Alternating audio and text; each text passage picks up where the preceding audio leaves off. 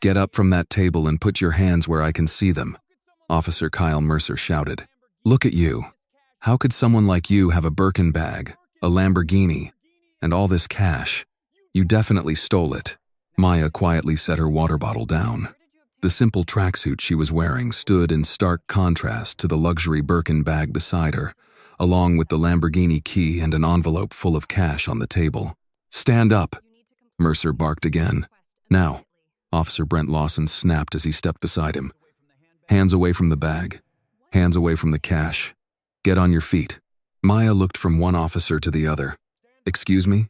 You heard him, Lawson said, raising his voice. Stand up and step away from the table. I'm sitting here drinking water, Maya replied. What exactly is the problem? Mercer pointed at the Birkin bag, then at the key fob.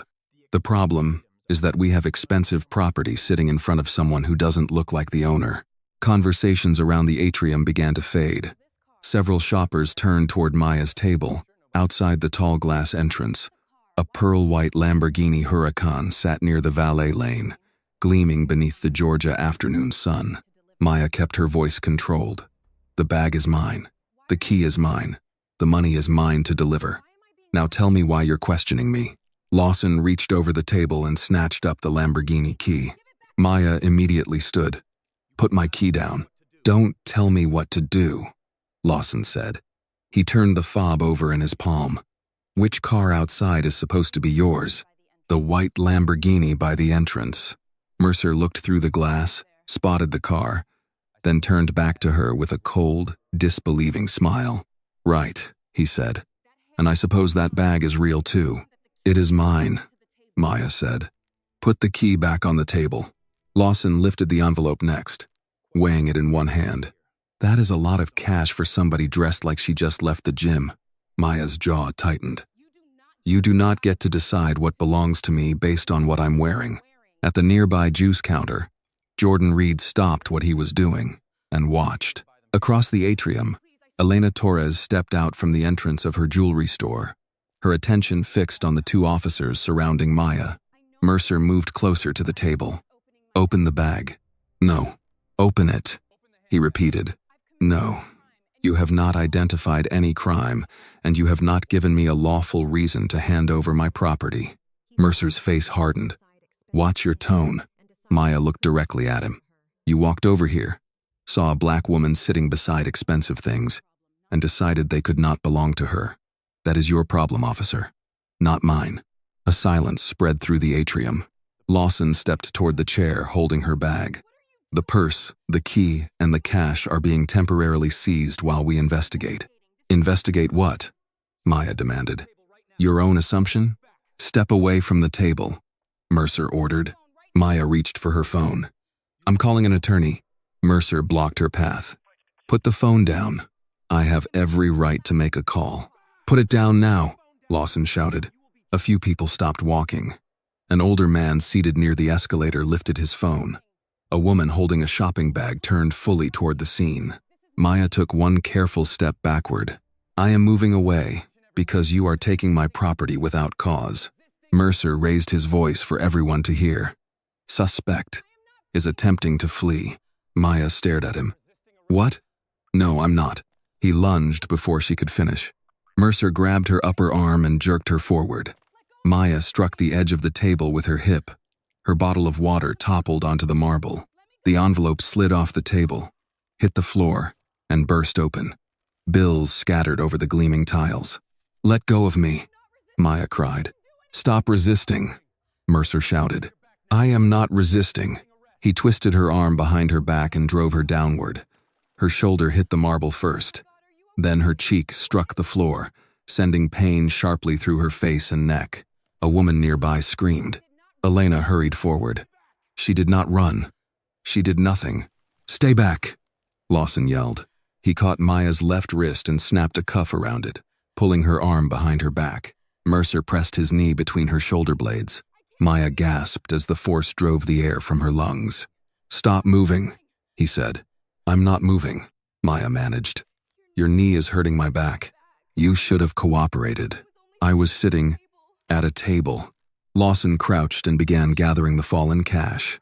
Suspected stolen property, suspicious currency, failure to comply, resisting detention. You made this worse for yourself. Maya turned her eyes toward her bag. It lay on its side near the chair. One pale corner scraped across the floor. Her expression tightened, but her voice remained steady. You damaged my bag, Mercer scoffed. If it turns out to be yours, file a complaint. Jordan pulled out his phone and started recording. Lawson noticed him. Hey, put the phone away and move along. Jordan's hand trembled, but he kept recording. I'm standing in a public mall. Turn it off. No, sir. Elena faced the gathering shoppers. Everyone here saw this. Please don't leave. She needs witnesses. Several people raised their phones higher. Maya's own phone lay near the leg of the table, only inches beyond her right hand. Mercer had her pinned, but her right wrist was still free. Slowly, she stretched her fingers toward the device. Jordan saw her reaching and shifted slightly, blocking Lawson's view while keeping his camera trained on the officers. Maya's fingertips touched the phone. Mercer felt her shoulder move and pushed harder into her back. I said, stop resisting. I'm reaching for my phone. You are not calling anyone. Maya dragged the phone close enough to tap the screen. Her breathing was uneven, but her fingers remained precise. She selected a contact and pressed the speaker icon. The call rang once. A deep, warm male voice answered, with the muted sound of a meeting in the background. Hello, baby girl. How do you like the new car? I'm still at headquarters, but I've been waiting to hear whether you finally let yourself enjoy it. Maya closed her eyes for half a second. Dad, she said clearly, 2 of your officers just threw me onto the floor and said I stole the car you gave me. The atrium fell silent. Lawson stopped gathering the money. Mercer's knee eased slightly from Maya's back. On the phone, the background voices disappeared. Maya, Daniel Williams said. Are you hurt? My shoulder hurts. They cuffed me.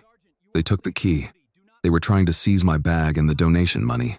Lawson stared at the phone, the color draining from his face. Commissioner William, he began, his voice suddenly unsteady. Sir, this is Officer Lawson. There has been a misunderstanding. We observed suspicious property, and your daughter became non-compliant.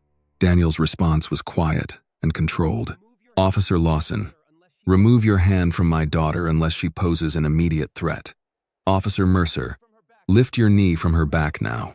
Mercer scrambled to his feet, his shoe sliding slightly in the spilled water. She was resisting, Commissioner, he said. We believed the vehicle might be stolen. No, you didn't, Elena called out. You never asked about a stolen vehicle. You looked at her and decided she could not own what was on that table. Jordan raised his phone. I recorded the whole thing. An older man near the escalator spoke next. So did I. Maya remained on the floor, one wrist cuffed, her shoulder burning. Maya, do not try to stand yet, Daniel said. I am sending Captain Olivia Brooks from Internal Affairs. I will remove myself from any disciplinary decision because you are my daughter. But every camera in that building will be preserved, and every action taken against you will be investigated. Maya looked at the cash scattered across the floor, the key in Lawson's shaking hand, and the strangers now refusing to look away. Dad, she said quietly, make sure they preserve everything. Not just for me. You have my word. Beyond the glass doors of Riverton Galleria, sirens began to rise through the Saturday traffic. Mercer stood pale and silent. Lawson still held Maya's Lamborghini key, but he no longer looked certain it was evidence against her. Commissioner, sir, Lawson said toward Maya's phone, which still lay on the marble with the speaker on. There is no reason for Internal Affairs to rush in here. We were conducting a lawful investigation. Daniel Williams' voice came through clearly. Then you should have nothing to fear from witnesses, video, and your own report. The front doors opened sharply. Captain Olivia Brooks entered first, followed by 4 Internal Affairs investigators and a department medic carrying a trauma bag. Brooks was a tall black woman in her mid-50s, wearing a dark suit beneath her department identification. Her gray-streaked hair was pulled neatly back, and her expression did not change when she saw Maya lying on the floor with one wrist cuffed. Everyone remain where you are, Brooks said. Her voice was calm, but it reached every corner of the atrium. Mall security, Preserve all camera footage from this area immediately. Nobody copies, deletes, or accesses anything without a written chain of custody. A mall security supervisor nodded quickly and hurried toward his control office. Brooks approached Maya first. "Miss William, my name is Captain Olivia Brooks. I am with Internal Affairs. Are you able to speak?" "Yes," Maya said. Her cheek remained against the floor. "My shoulder hurts, and the cuff is too tight." Brooks looked at Lawson. "Unlock her." Lawson hesitated. "Captain, she is being detained on suspicion of—" "Unlock her," Brooks repeated. The silence in her voice left no room for argument. Lawson set the envelope down and reached for the handcuff key. His hands were no longer steady. When the cuff came open, Maya drew her arm carefully against her chest and winced. The medic knelt beside her. "Ma'am, do not get up quickly. Let me look at your shoulder first." Maya nodded, trying not to show how badly the muscles along her back had begun to tighten. Brooks turned to Mercer. "Were you the officer applying pressure to her back?" Mercer swallowed. "She stepped away while we were attempting to investigate suspicious property. I believed she was fleeing."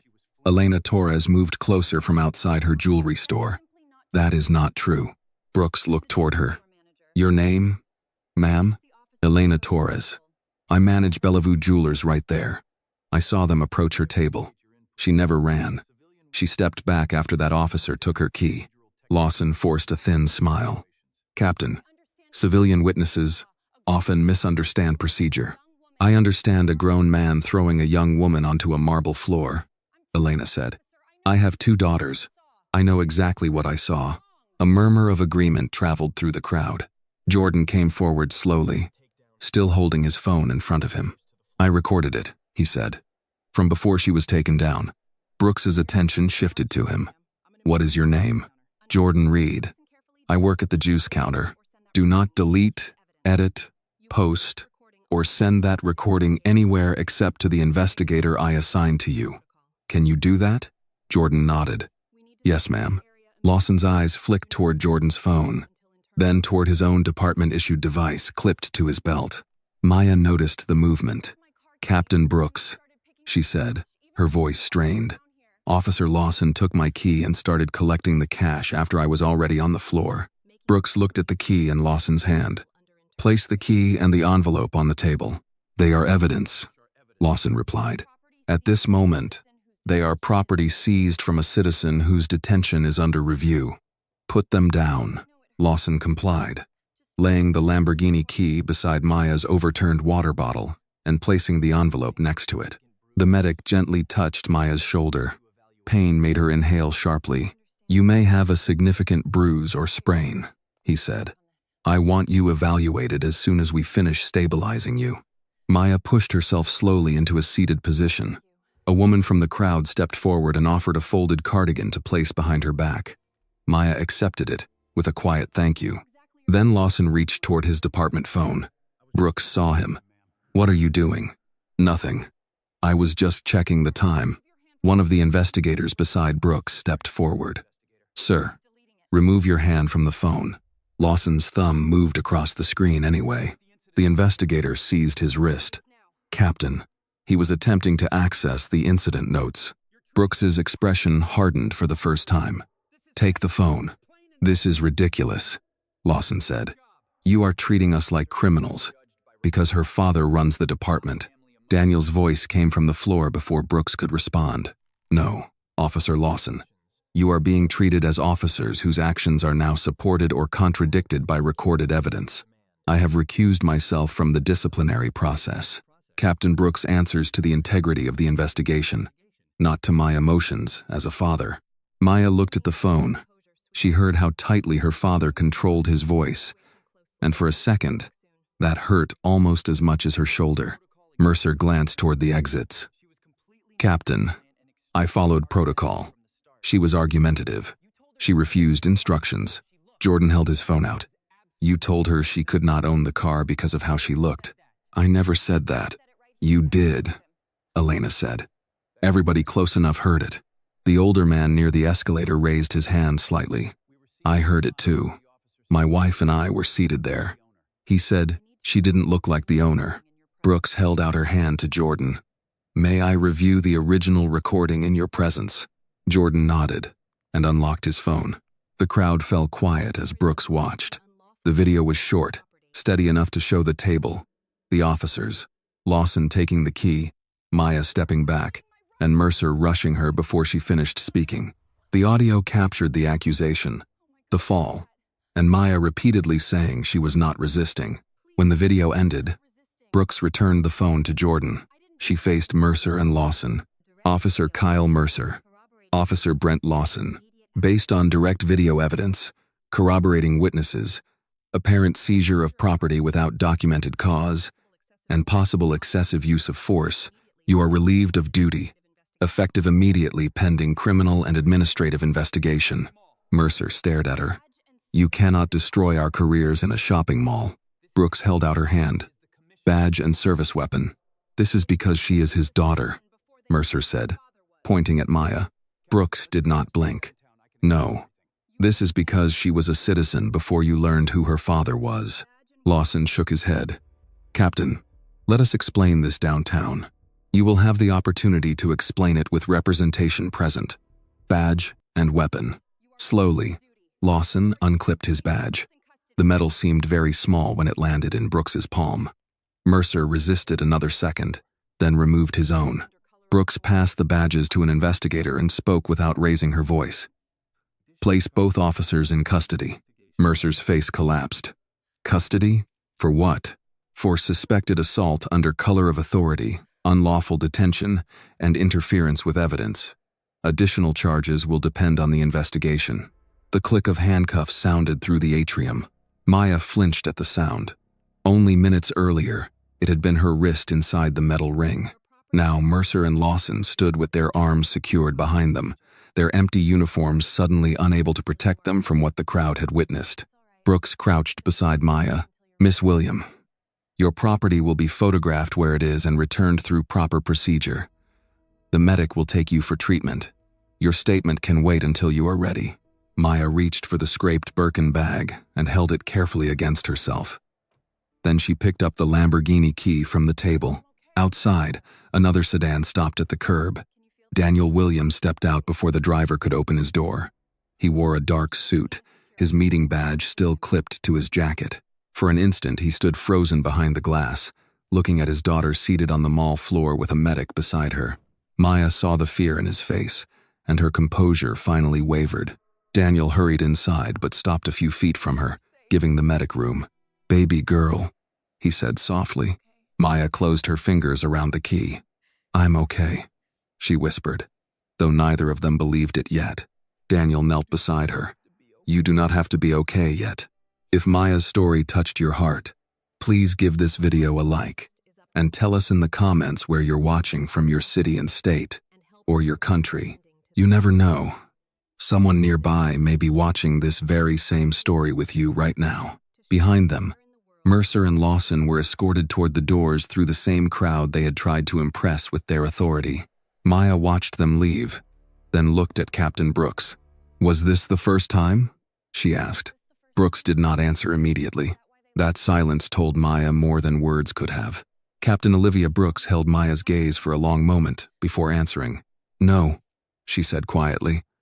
I do not believe this was the first time. Maya tightened her fingers around the Lamborghini key.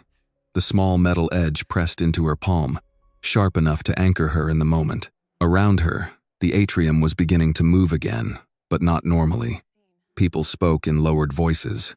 Mall security officers were placing temporary barriers around the scattered money and overturned chair. Jordan stood beside an investigator, carefully transferring his video while Elena Torres remained close by, arms folded, refusing to leave until someone assured her Maya would be safe.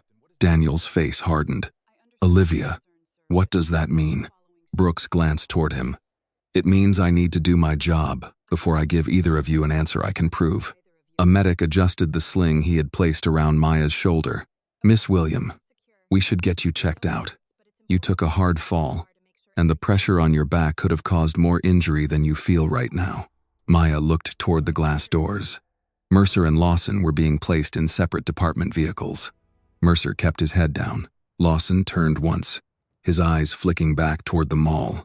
no longer angry but watchful, as if he were calculating what might already be on camera. "Captain," Maya said. "He was collecting the money after I was on the floor. He called it suspicious, before he even asked what it was for." Brooks nodded. "We have your statement starting now. Save the rest until you have been treated." Daniel reached carefully for Maya's free hand. "Come on, sweetheart." Maya tried to stand. The instant she put pressure through her shoulder, pain spread across her upper back, forcing her to catch her breath. Daniel moved closer, but did not grab her. "Easy. Let them help." The medic and a female investigator guided her onto a wheelchair. Maya hated the chair immediately. It made the eyes of the crowd feel heavier, made her look fragile when all she wanted was to walk out on her own feet. But when she saw the concern on Daniel's face, she did not protest. As they passed the cafe table, Elena stepped forward holding the cream Birkin bag in both hands. "I asked them before touching it," she said. "They photographed it where it fell." Maya accepted the bag carefully. The scrape on one corner was small, but visible. "Thank you," Maya said. Elena's mouth trembled. "I am sorry this happened to you. My daughters shop here. I keep thinking what I would have done if that had been one of them." "You did something," Maya said. "You spoke." Elena nodded, blinking quickly. "And I will speak again, whenever they need me." Jordan stood a few feet away, still pale. Maya looked at him. "You all right?" she asked. He gave a nervous laugh that held no humor. "I think I should be asking you that." "You stayed," Maya said. "That matters." He looked down at his phone. "I almost didn't record. I thought they might come after me too." Maya studied him for a second. "Being afraid does not make what you did any less brave." Jordan lifted his eyes, and something in his young face steadied. Outside, a small crowd had gathered near the valet lane. Some people pointed toward the department vehicles. Others had already begun talking into their phones.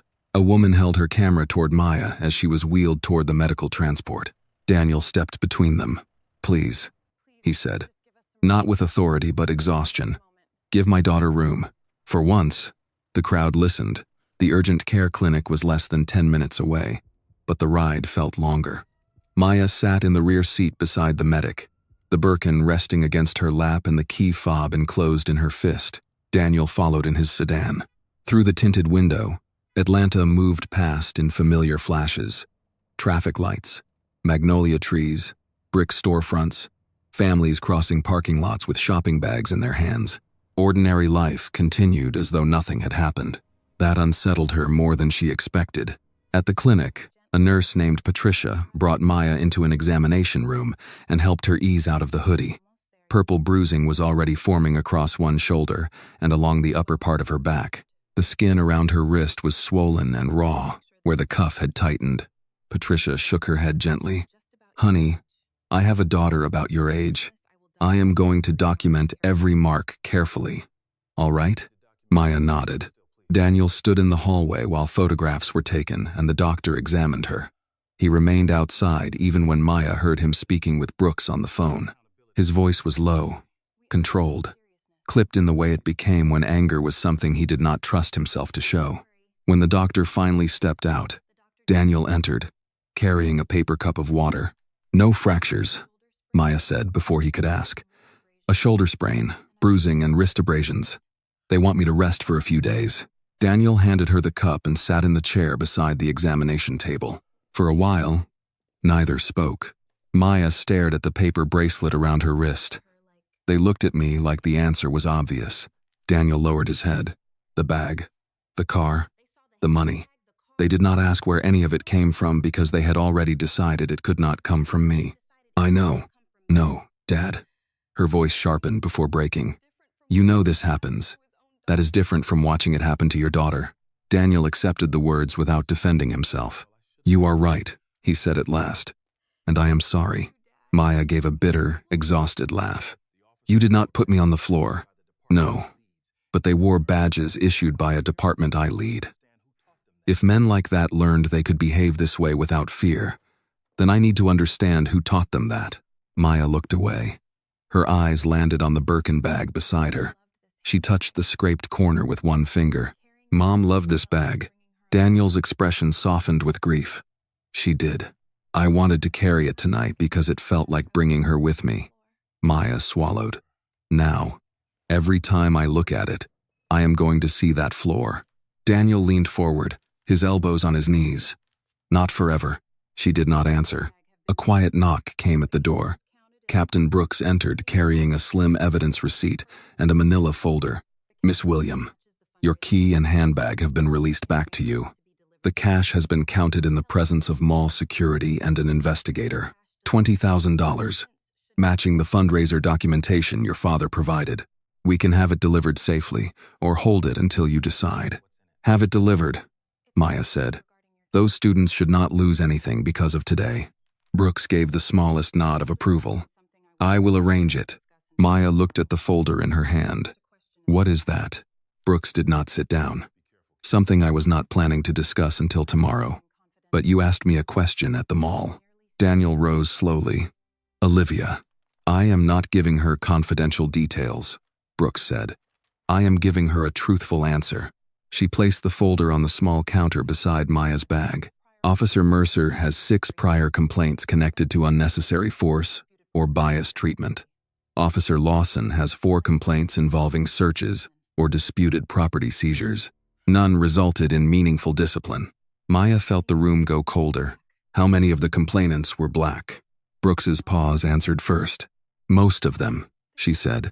Maya stared at the folder, but did not reach for it. So they did this before, she whispered. Brooks spoke gently. We are going to determine exactly what they did and who allowed it. Maya drew the bag closer against her lap. She should have felt relieved that someone was finally investigating. Instead, all she could see was the marble floor and all the people who might have lain there before her without a father on speakerphone. Daniel placed a hand on the edge of the examination table, close enough for Maya to take if she wanted it. She did not take it yet. I want to go home, she said. Brooks nodded. Then go home tonight. The investigation will still be here in the morning. Maya looked again at the closed folder. For the first time since the cuffs came off, she understood that leaving the mall had not ended what happened there. It had only carried the question home with her. How many people had those officers hurt before they chose the one young woman whose call they could not ignore? By the time Daniel pulled into the driveway, the sky over Atlanta had faded from gold to a deep summer blue. The porch light was already on, glowing above the front steps of the house where Maya had grown up. She remained in the passenger seat after the engine stopped. Her shoulder ached beneath the sling. The scraped Birkin bag rested against her knees, and the Lamborghini key sat inside it now, hidden from sight. She had not wanted to hold it during the drive home. Every time she felt its weight in her palm, she saw Lawson turning it over like stolen property. Daniel unfastened his seatbelt, but did not open his door. Do you need a minute? Maya stared at the porch. I don't know what I need. That is allowed. She let out a breath that almost became a laugh. You always sound like you're giving testimony. Occupational damage. For the first time since the mall, the corner of her mouth moved slightly. Daniel got out, came around the car and opened her door. He did not reach for her unless she asked. Maya appreciated that. So much had been taken from her without permission that even kindness needed to approach slowly. Inside, the house smelled of onions, rosemary, and baked chicken. A covered casserole sat on the kitchen counter beside a handwritten note in looping blue ink. Daniel, feed your girl and call me if you need anything. Mrs. Jefferson. Maya looked at it. How does she already know? Daniel loosened his tie. Mrs. Jefferson knows when I change a porch bulb. A police incident involving my daughter was never going to escape her. She's going to tell the entire church. She has probably already started a prayer chain and a meal calendar. That should have felt embarrassing.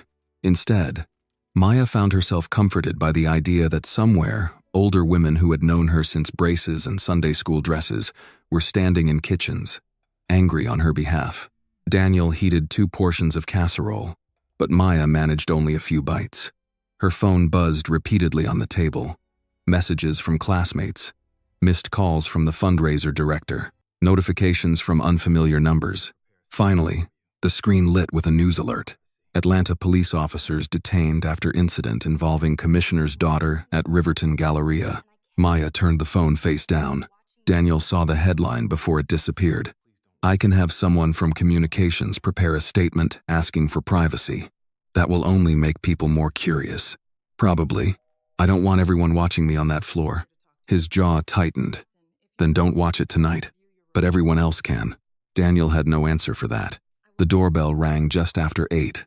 Daniel went to answer it and returned with Captain Brooks, who had removed her suit jacket and carried the manila folder beneath one arm. I won't stay long, Brooks said. I wanted to make sure you got home safely. Maya sat at the kitchen table with an ice pack tucked against her shoulder. You already knew about the complaints, didn't you? Brooks pulled out a chair but waited until Maya nodded before sitting. I knew Mercer and Lawson had complaints. I did not know the pattern was this serious until my staff pulled everything together this afternoon. Why not? Daniel looked down at the counter. Brooks answered without protecting anyone. Because complaints are often separated by time, district, and classification. One says unnecessary force. Another says property dispute. Another says discourtesy. Unless someone looks for the pattern, each one can be made to look small. Small, Maya repeated. Like being thrown onto a floor is small if no one powerful sees it. No, Brooks said softly. Like systems become very good at reducing people's pain to paperwork. Maya glanced at the folder, and no one noticed that most of the people complaining were black. Brooks held her gaze. Someone should have. The silence that followed was heavier because Daniel did not object. He stood near the sink, both hands resting on the counter, looking suddenly older than he had that morning. Maya turned toward him. Did any of those complaints come across your desk? Not directly. That isn't what I asked. Daniel closed his eyes for a moment. No, they did not reach me directly. But this is my department. I cannot stand here and pretend that means I have no responsibility. Brooks placed the folder on the table. You are not required to read this tonight, Maya. You are not required to become involved beyond your own complaint. You were hurt today. You have the right to heal without carrying everyone else. Maya looked down at the raw line around her wrist. Do you need me to file something tonight? We already have witness statements, security footage, and Jordan Reed's recording. Mercer and Lawson will remain in custody, pending initial review. Your formal statement can wait until you are medically and emotionally ready. And if I say I don't want any part of the larger investigation, then I will still investigate them, Brooks said. You do not owe the department your pain as evidence of its failure. That answer should have relieved her. Instead, Maya felt the question from the clinic return, pressing harder now. How many people had gone home with bruises, damaged property, and the knowledge that nobody important was going to answer the phone for them? I want to sleep, she said. Brooks rose. Then sleep. I'll call tomorrow afternoon, not before. At the door, Daniel walked Brooks out. Their voices remained low, but Maya could hear enough.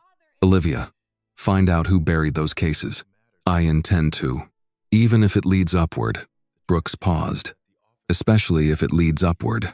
When Daniel returned to the kitchen, Maya had moved the Birkin bag onto the table. She ran a finger along the scraped corner. I don't want to carry it anymore, she said. He sat opposite her. Because it is damaged? Because I can see him standing over it. Daniel's eyes shone, but he kept his voice steady.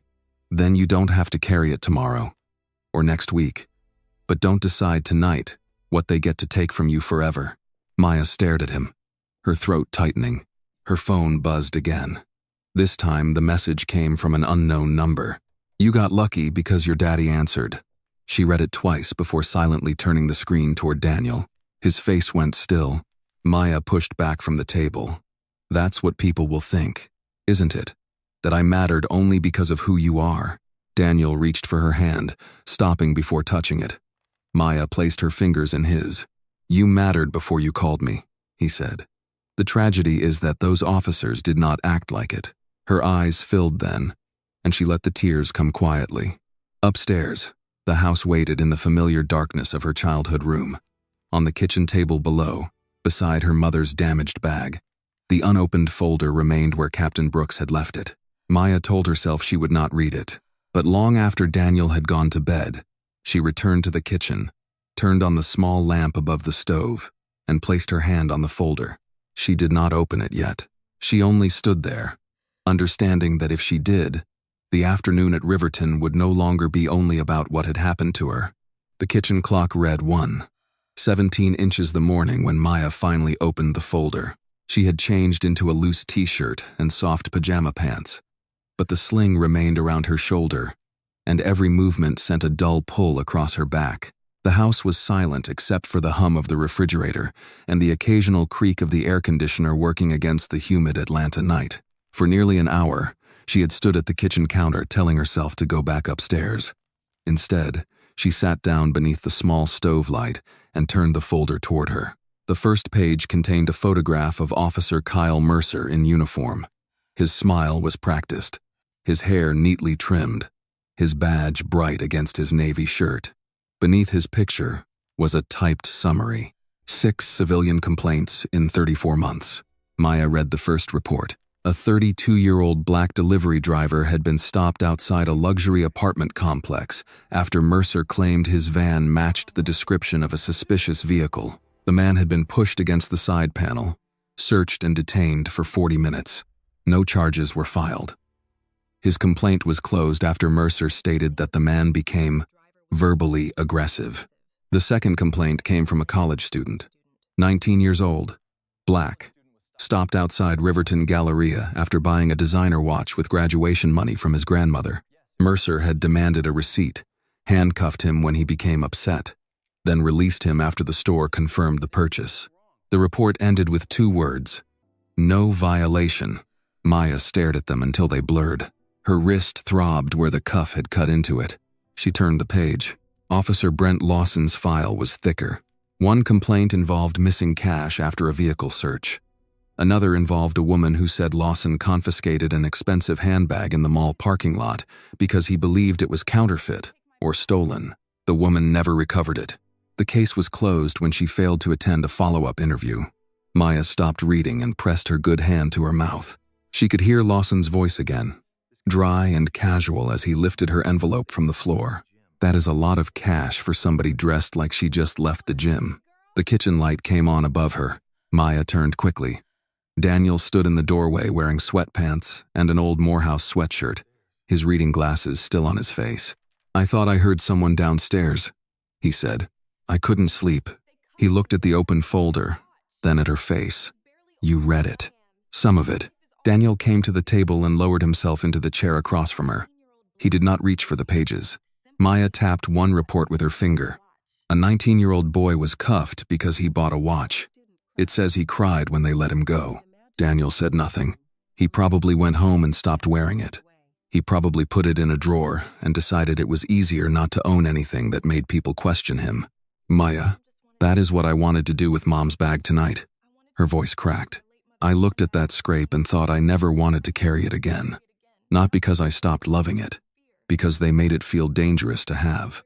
Daniel's gaze dropped toward the Birkin bag sitting at the far end of the table. "I have spent my career believing rules could correct the worst instincts in people," he said. "Training, discipline, oversight, consequences. And did they?" He looked older when he answered. "Not enough." Maya pushed Lawson's file across the table. "How does a man keep his badge after this many complaints?" Daniel reached for the folder now, reading the first page slowly. "Complaints can be classified in ways that keep them from drawing attention," he said. "One goes down as discourtesy. One as an evidence dispute. One as a use of force inquiry with insufficient proof. If no one connects them, the officer keeps working. Someone connected them enough to close them." Daniel lifted his eyes. Maya continued. "Someone signed off. Someone looked at these people and decided losing a bag, losing money, being handcuffed in public, being humiliated in front of strangers, did not matter enough." The hurt in Daniel's expression deepened, because neither of them could pretend she was wrong. His phone buzzed on the counter. He rose, glanced at the name on the screen, and answered immediately. "Brooks." Maya watched his posture change. He listened without interrupting, then looked toward the folder. "When?" he asked.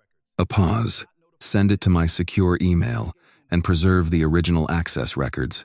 Do not notify the district chain yet. Not until you know who had their hands on those files." Maya sat straighter. Daniel ended the call and placed the phone on the table. "What happened?" she asked.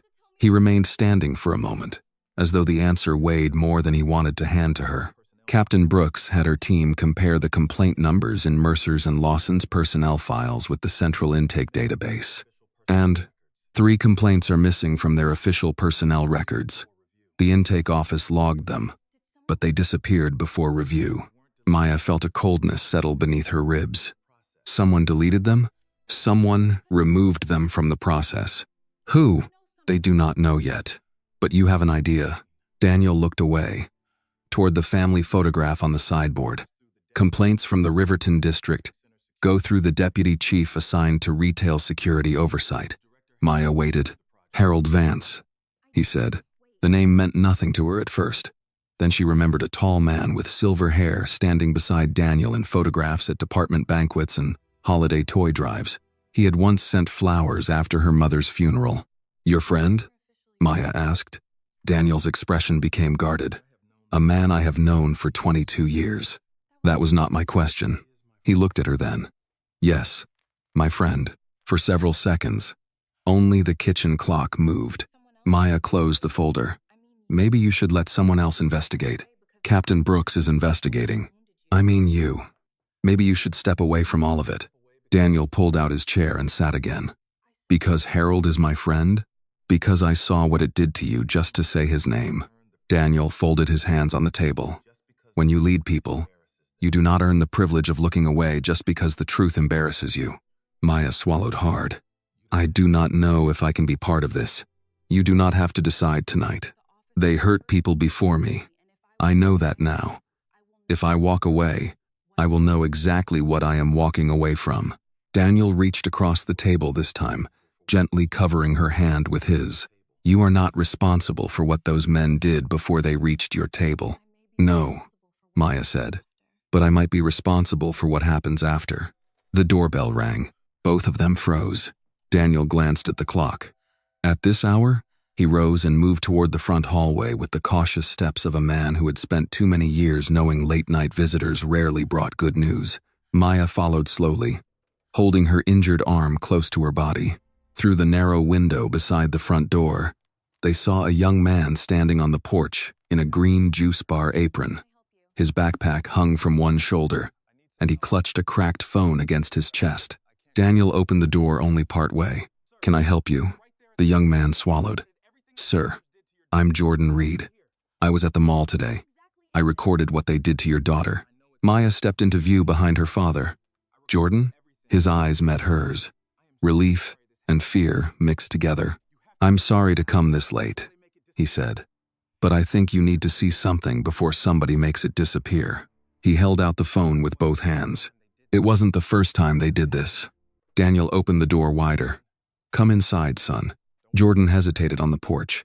His eyes moved past Daniel toward the street, where the quiet line of parked cars sat beneath pools of yellow lamplight. Are you expecting someone? Daniel asked. Jordan shook his head too quickly. No, sir. I didn't tell anybody I was coming here. Maya understood the fear in his voice. She stepped closer, careful of her shoulder. You're safe here, Jordan. Come in. He nodded and crossed the threshold. Daniel locked the door behind him, then led him into the kitchen. Jordan stopped when he saw the manila folder open on the table, the scraped Birkin bag beside it, and Maya's sling. I should have stepped in sooner, he said. Maya pulled out a chair. You recorded what happened. You spoke up. Sit down. I watched them put you on the floor. And I'm standing here now because people like you did not pretend they saw nothing.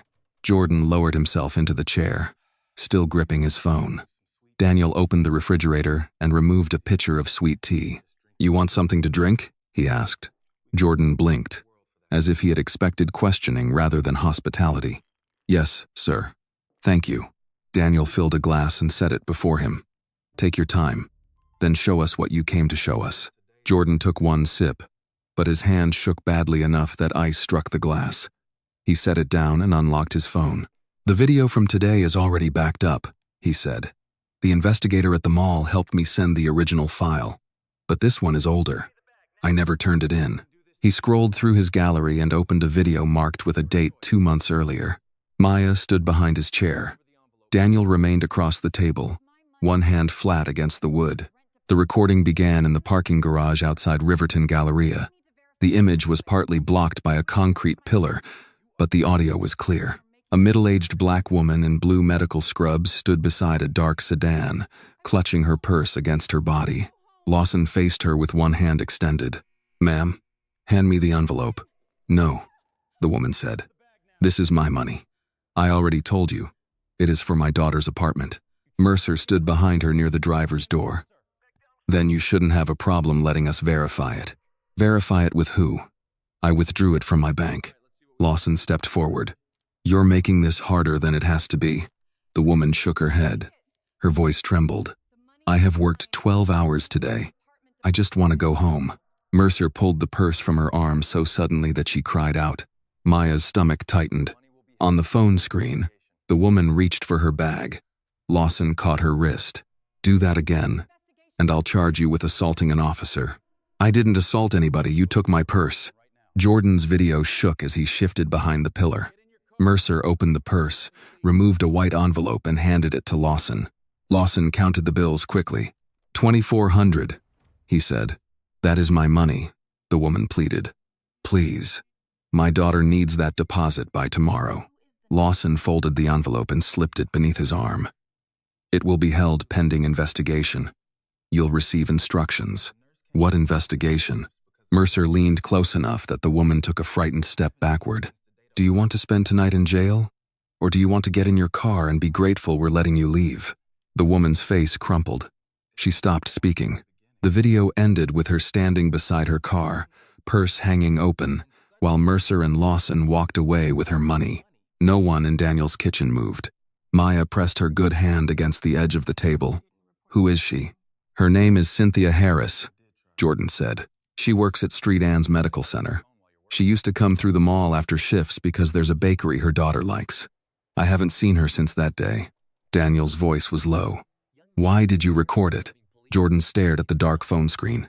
"Because it looked wrong. She wasn't yelling when they came up to her. She wasn't bothering anybody. Then suddenly, she was begging them not to take her own money." "Why didn't you report it?" Maya asked, though there was no accusation in her voice. Jordan rubbed one thumb across the crack in his screen. "I tried." Daniel leaned forward. "Explain that." The next day, Officer Lawson came to the juice counter. He ordered a coffee and said he noticed I liked using my phone while I was working. Jordan swallowed. "Then he told me young men should be careful about filming police work they don't understand. He said if false videos started circulating, the mall could decide I was a security problem." Maya sat slowly in the chair beside him. "He threatened your job." Jordan nodded. "I help my grandmother with rent. I'm trying to save for classes at community college. I couldn't afford to get fired." "You did not do anything wrong," Maya said. "I know that now." His voice grew smaller. "I didn't know it enough then." Daniel held out his hand. "Jordan, with your permission, I want Captain Brooks to receive a forensic copy of this video tonight. You will also need protection from retaliation." Fear flashed across Jordan's face. "Will they know it came from me?" "Eventually, possibly," Daniel said honestly. "But you will not be left alone with that risk." Jordan looked at Maya. "Did I wait too long?" Maya saw the shame in him. The same shame those officers had counted on in every person they humiliated. She reached across the table with her uninjured hand. "No," she said. "You came when you were ready. That matters." He nodded and handed the phone to Daniel. Daniel called Captain Brooks. She answered on the second ring. "Olivia, I have a witness in my kitchen," he said. "Jordan Reed. He has video of Lawson and Mercer confiscating cash from a woman named Cynthia Harris 2 months ago. It appears coercive, possibly criminal." Brooks's voice was faint through the receiver, but her response was immediate. "Keep him there. I'm on my way with an evidence technician and a victim witness officer." Jordan's shoulders loosened slightly, as if hearing the words victim witness officer made the situation feel less like he had simply walked into danger. Maya turned toward the manila folder. She opened Lawson's complaint file again and scanned the names until she found one entry. C. Harris. Disputed property seizure. Complainant failed to complete interview. Case closed. She pushed the page toward Daniel. "She did report it," Maya said. Daniel stared at the notation. The muscles in his jaw tightened. Jordan looked confused. But she didn't get her money back? No, Maya said. Someone made it look like she gave up. The doorbell rang less than 20 minutes later.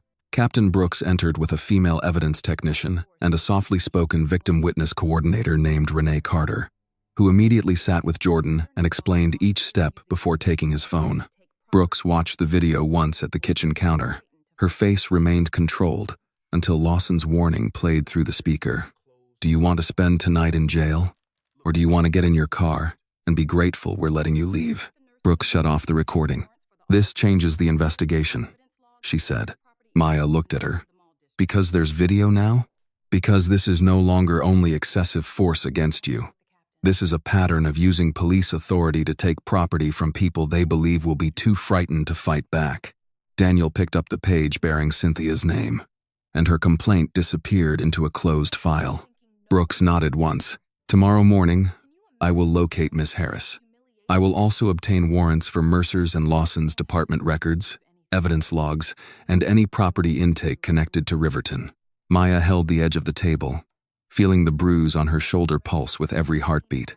I want to come with you when you speak to her. Daniel turned immediately. Maya, you were injured today. So was she, Maya said, and she went home thinking nobody believed her. Brooks studied Maya carefully. You do not have to do this to prove anything. I'm not doing it to prove anything. Maya glanced at Jordan, then at the closed folder. I'm doing it because she should not hear from strangers that her pain finally matters, only because it happened again to someone with my last name. Brooks gave a quiet nod. Then we go gently. On her terms, not ours. Outside, the neighborhood remained peaceful. Porch lights glowing behind trimmed hedges. Sprinklers whispering over summer lawns. Inside the William kitchen, Jordan's video finished copying onto an evidence drive. For the first time, Maya opened the folder without hesitation. Her own bruises had brought her to the table. Cynthia Harris was the reason she would not walk away. The next morning, Maya woke before the sun had fully cleared the rooftops. For a moment, she did not remember why her shoulder hurt. Then she tried to roll onto her side, felt the bruise pull sharply beneath her skin, and saw the sling draped over the chair beside her bed. Riverton came back all at once. The marble floor, the handcuff, Lawson holding her key, Mercer's knee on her back, Jordan's frightened face as he refused to stop recording. Downstairs, Daniel had already made coffee. He stood at the kitchen island in a pressed white shirt and dark slacks, speaking quietly on the phone. Yes, Olivia, I understand. He looked up when Maya entered. No, she is here now. He ended the call and studied her carefully. You should still be resting. I can rest after we find Cynthia Harris. Daniel poured coffee into Maya's favorite mug, the blue one with a faded law school logo. Captain Brooks found her address. Cynthia works a 12-hour nursing shift today, but she agreed to speak with Olivia before leaving for the hospital. She knows about the video? Not yet. Brooks thought that should be explained in person. Maya nodded and reached for the coffee with her uninjured hand. Daniel set a plate in front of her. Toast, scrambled eggs, and 2 strips of bacon. She looked at him. I'm not hungry. I know.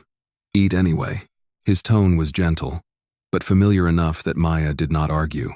She managed half the toast before Captain Brooks's unmarked sedan stopped in front of the house. Brooks entered carrying a slim notebook and a paper bag from a local bakery. For Miss Harris, she explained when Maya looked at it. People speak more easily when they understand you came as human beings first. Daniel nodded as though he approved of the choice. I'll come separately. Brooks shook her head. With respect, Commissioner, I would rather you not. Cynthia may already feel intimidated by the department. Seeing the head of it on her doorstep could make her feel she has to perform her pain for authority. Daniel accepted the correction without defensiveness. You are right. Maya picked up her sling from the chair. Daniel moved toward her. Are you sure? No, she said honestly. But I'm going. 25 minutes later, Brooks parked outside a modest apartment building on the south side of Atlanta.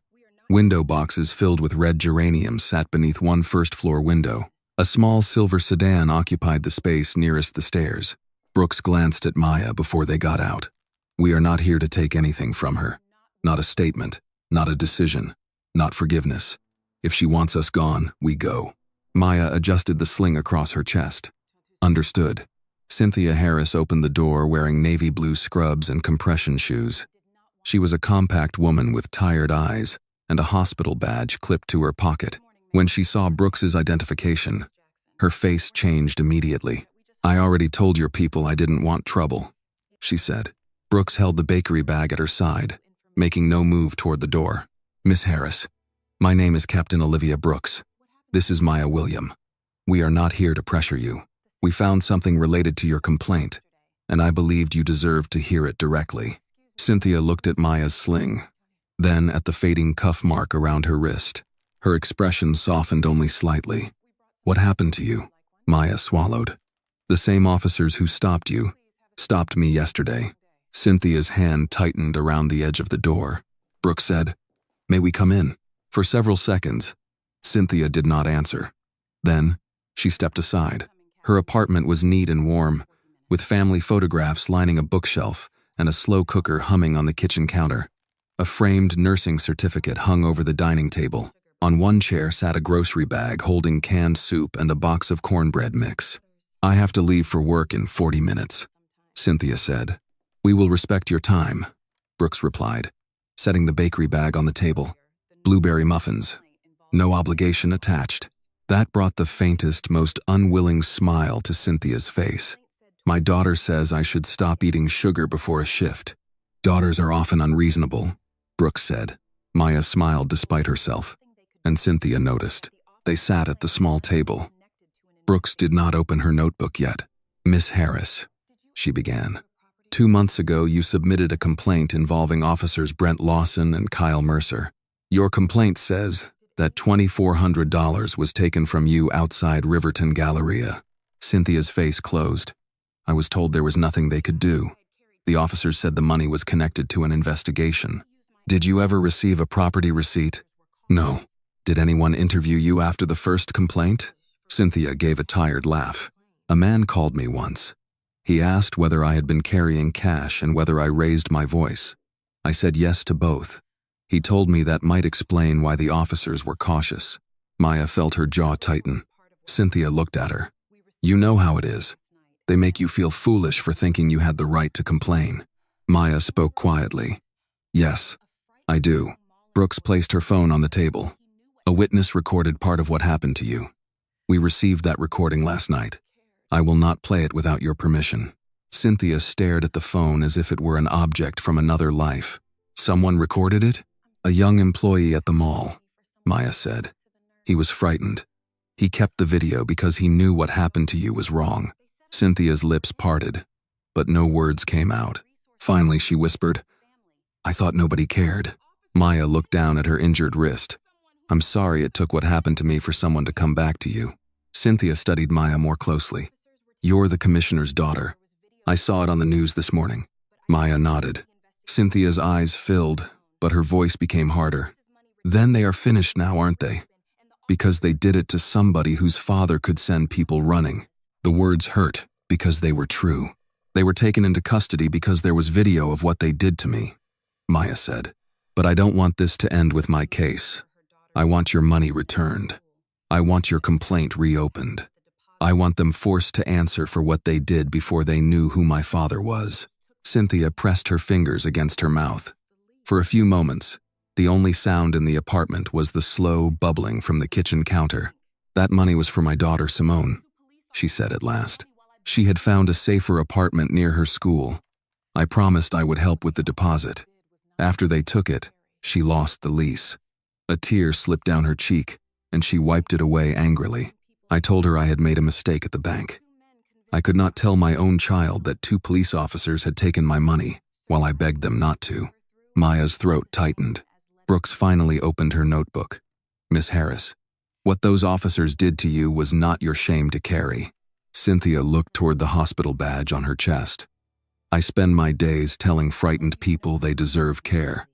Then I let 2 men convince me I did not deserve help. You survived what they put you through," Maya said. "That is not the same as letting them win." Cynthia reached for a tissue and sat very still. "If I give a statement now," she asked, Will anyone actually believe me? Brooks answered without hesitation. I will. And I will put every resource I have into proving it. Cynthia turned to Maya. Maya met her eyes. I will be there too. Slowly, Cynthia nodded. Then, show me the video. Brooks pressed play. Maya watched Cynthia's face as the past returned through the small phone speaker. When Lawson's voice threatened her with jail, Cynthia closed her eyes. When the video ended, she did not cry again. She straightened in her chair and reached for the pen Brooks placed on the table. I want to correct my complaint, she said. I did not fail to follow up. I was made afraid to continue. Brooks wrote down every word. As Maya and Brooks left the apartment later, Cynthia stood in the doorway wearing her scrubs, her shoulders still tired but no longer bowed. In the car, Brooks's phone rang before she had started the engine. She listened, then turned toward Maya. What is it? Maya asked. Brooks's face had gone still. An evidence clerk just checked the Riverton property logs. There is no record of Cynthia's $2,400 ever entering police custody. Maya looked back at Cynthia's apartment window. So Lawson didn't just intimidate her, she said. He stole from her. Brooks started the car. And if he did it once, we need to find out how many times someone helped him do it again. Brooks did not drive back to the William house. At the first red light, she made a call through the sedan's hands-free system. This is Captain Brooks. I need a full preservation order on all property intake, seizure logs, body camera records, and complaint files connected to Mercer and Lawson, Riverton District. Last 5 years. Nothing is to be edited, moved, or released without my authorization. The voice on the other end asked a question Maya could not hear. No, Brooks said. Do not route it through District Command. Send it directly to Internal Affairs and copy the legal unit. When she ended the call, Maya turned toward her. You do not trust whoever is above them. I trust records more than reassurances, Brooks replied, especially after one woman's money vanished from a police encounter that officially says no property was taken. Maya looked out the window at the city passing by. People stood outside a grocery store loading paper bags into trunks. A man in work boots walked beside his grandson, sharing a bag of chips. Everything looked ordinary. And yet somewhere in all those ordinary lives, people might be carrying stories like Cynthia's. Stories reduced to closed complaints and missing receipts. Where are we going? Maya asked. To see whether Miss Harris was the beginning of the pattern or simply the first person we found with proof. Brooks parked outside a small diner just off Campbellton Road. Its sign was sun-faded, its front windows decorated with decals honoring veterans and local high school teams. Inside, the lunch rush had thinned to a few regulars drinking coffee beneath slowly turning ceiling fans. At a booth near the back sat Malcolm Green.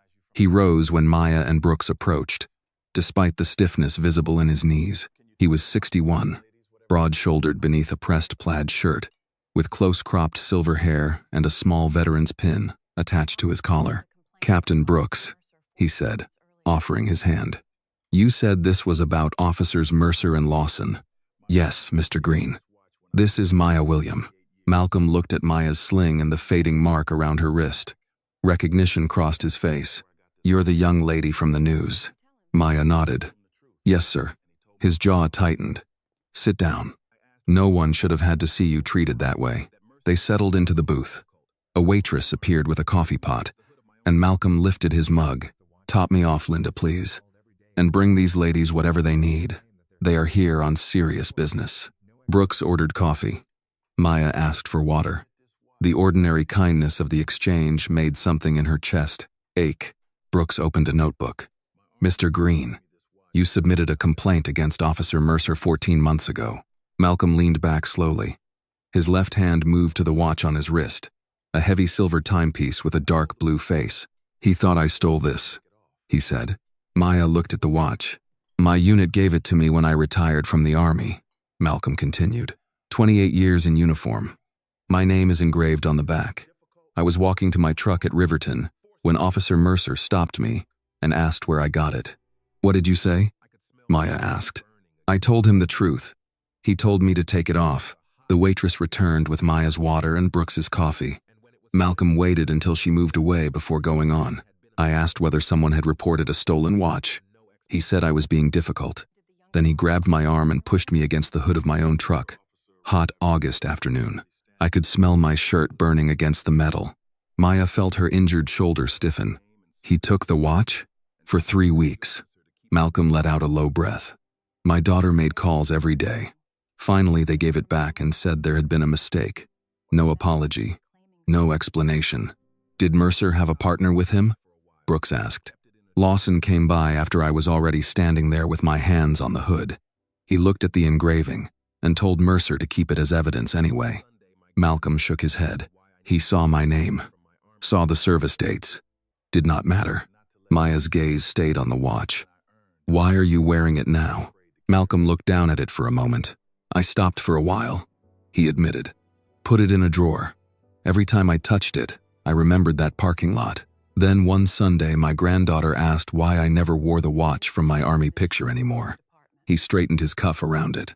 I decided I was not going to let those 2 men turn something I earned into something I was afraid to carry. The words landed quietly inside Maya. Her fingers moved unconsciously toward the strap of her sling. She thought of her mother's bag sitting on the kitchen table, hidden from the world because looking at it made her see Mercer's shoe beside it. Brooks asked, would you be willing to provide a renewed statement and turn over any correspondence you received from the department?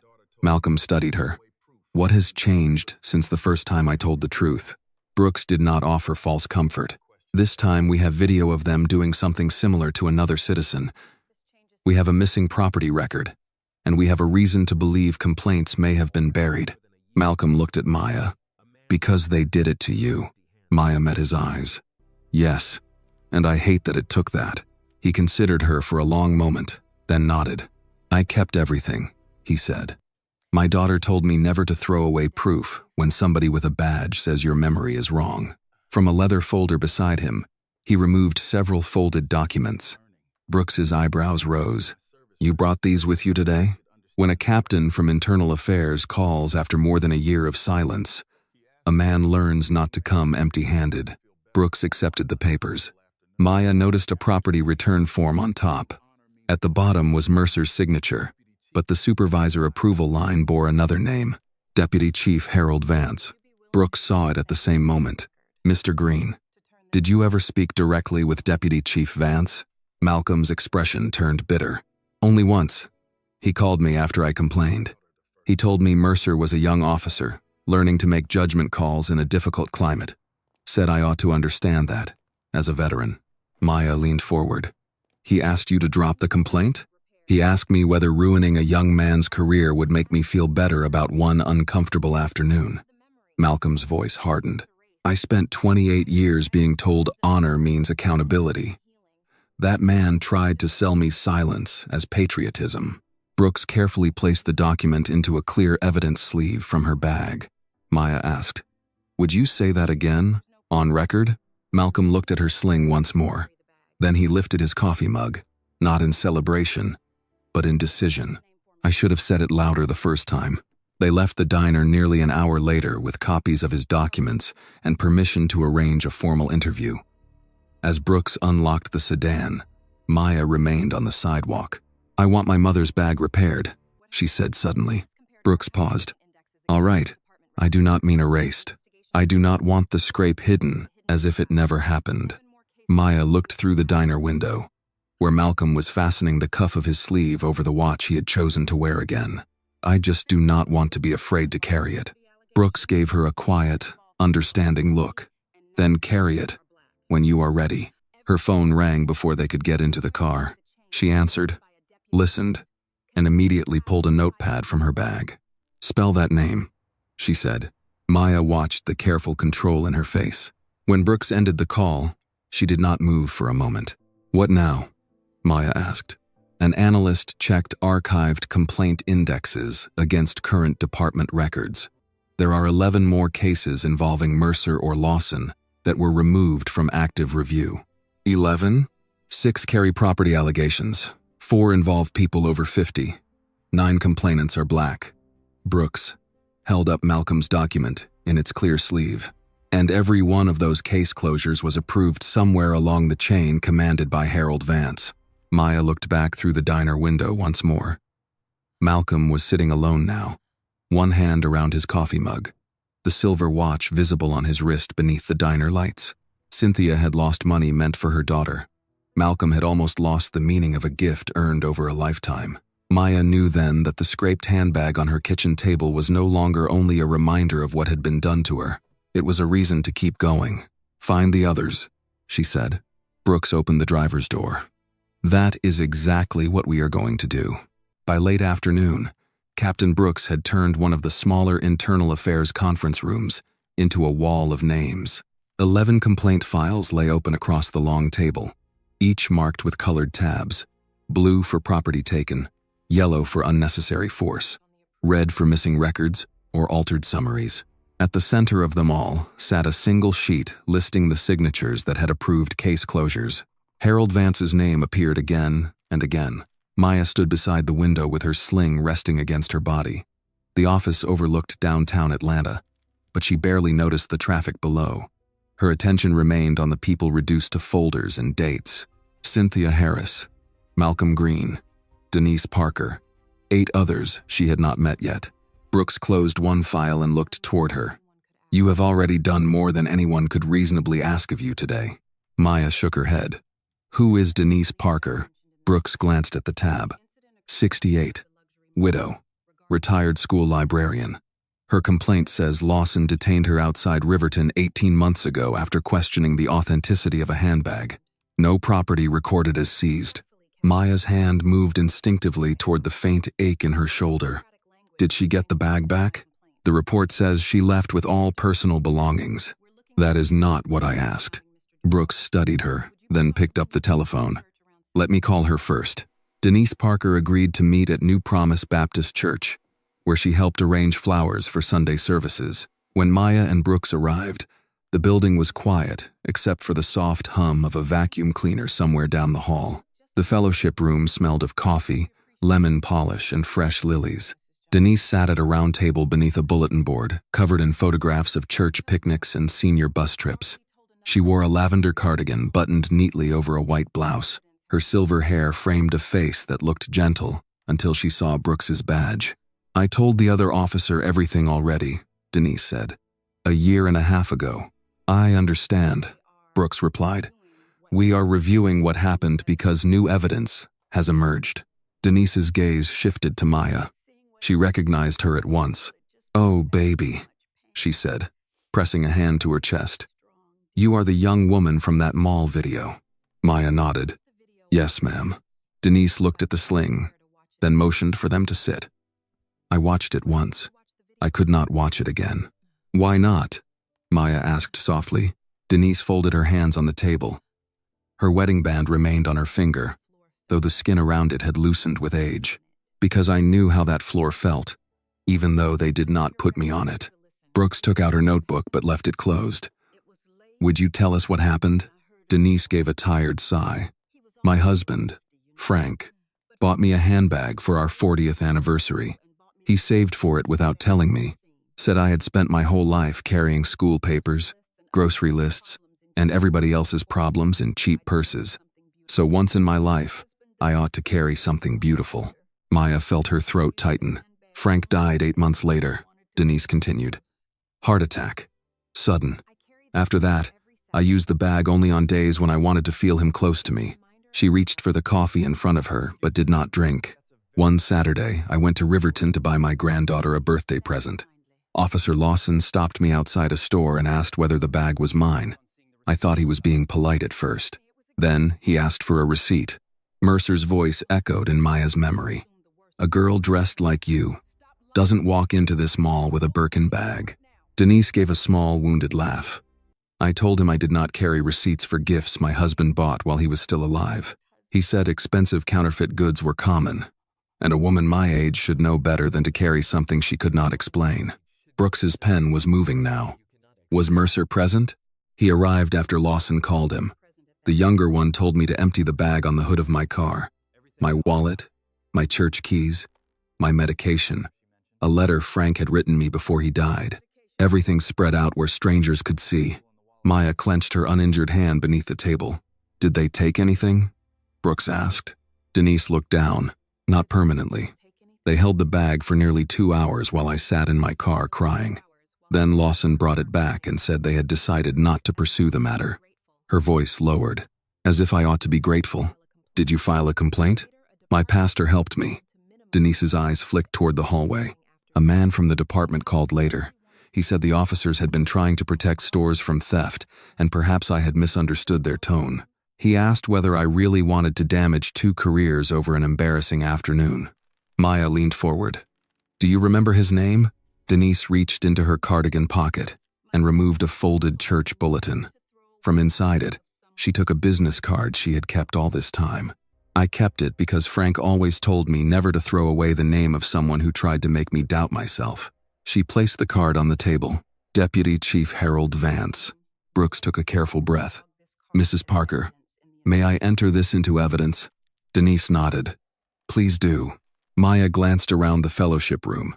On a nearby counter sat foil pans labeled for families dealing with illness or funerals.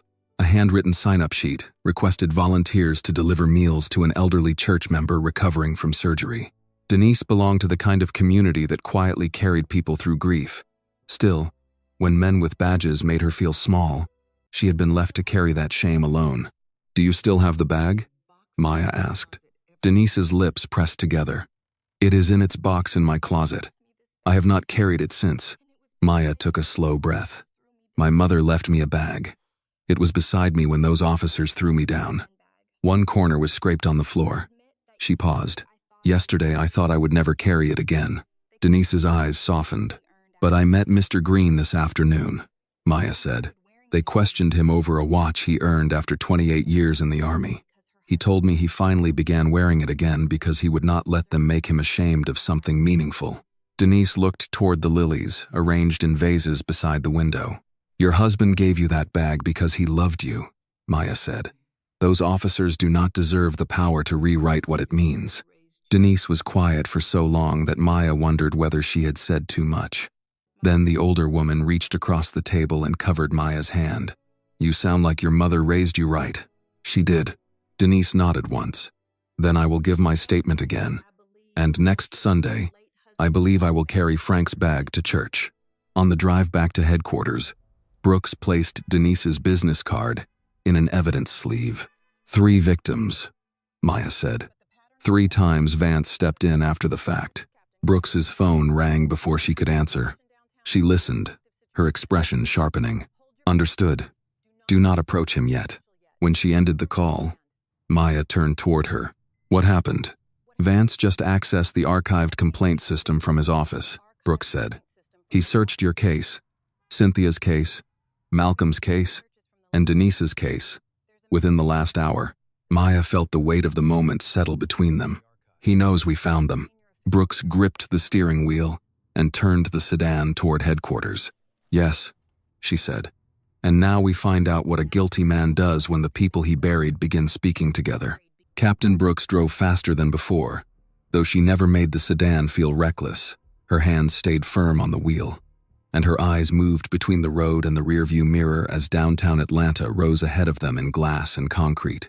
Maya sat quietly in the passenger seat, Denise Parker's voice still fresh in her mind. "Next Sunday, I believe I will carry Frank's bag to church." 3 people had been made ashamed of meaningful things: a nurse's savings, a veteran's watch, a widow's final gift from her husband. Maya had been treated the same way over a car key, a handbag, and money intended to help children. The pattern no longer felt hidden. It felt deliberate. Brooks pressed a button on her steering wheel. "Call evidence control." A woman answered immediately. "Evidence control. Sergeant Holloway speaking. This is Captain Brooks. Lock all archived records connected to Officers Mercer, Lawson, and Deputy Chief Harold Vance. Preserve access logs from today and the last 5 years. No deletion, no transfer, no supervisory override without my written authorization." There was a pause. "Captain, Deputy Chief Vance already requested administrative access to several archived complaints." "I know. That is why I am calling." "Understood." I will lock the records now. And Sergeant, Brooks added, do not notify his office. Yes, ma'am. The call ended. Maya looked at Brooks. Can he still erase anything? He can try, Brooks said. But now every attempt leaves fingerprints. When they entered headquarters through a side parking garage, Daniel was already waiting outside the internal affairs wing. He had removed his tie, and the open collar of his shirt made him look less like the commissioner and more like a father who had not slept since seeing his child on a marble floor. He took one look at Maya's face. What happened? Brooks held up the evidence sleeve containing Vance's business card. Denise Parker identified Deputy Chief Vance as the man who discouraged her complaint. She kept his card. While we were with her, Vance accessed her archived case, along with Maya's, Cynthia Harris's, and Malcolm Green's. Daniel stared at the card through the clear plastic. He knows, Maya said. Daniel's expression went still. Then, he has been watching this from the moment Mercer and Lawson were arrested. Brooks nodded. I have secured the files and requested a forensic audit of every alteration associated with his credentials. I need your authorization to suspend his administrative access immediately. You have it. A voice sounded from behind them. That seems a little dramatic, Commissioner. Harold Vance stood at the far end of the corridor, holding a leather briefcase in one hand. He was a broad, silver-haired man in a tailored navy suit, with the comfortable smile of someone who had spent years entering rooms as though everyone inside already owed him respect. His eyes settled on Maya's sling for only a moment before returning to Daniel.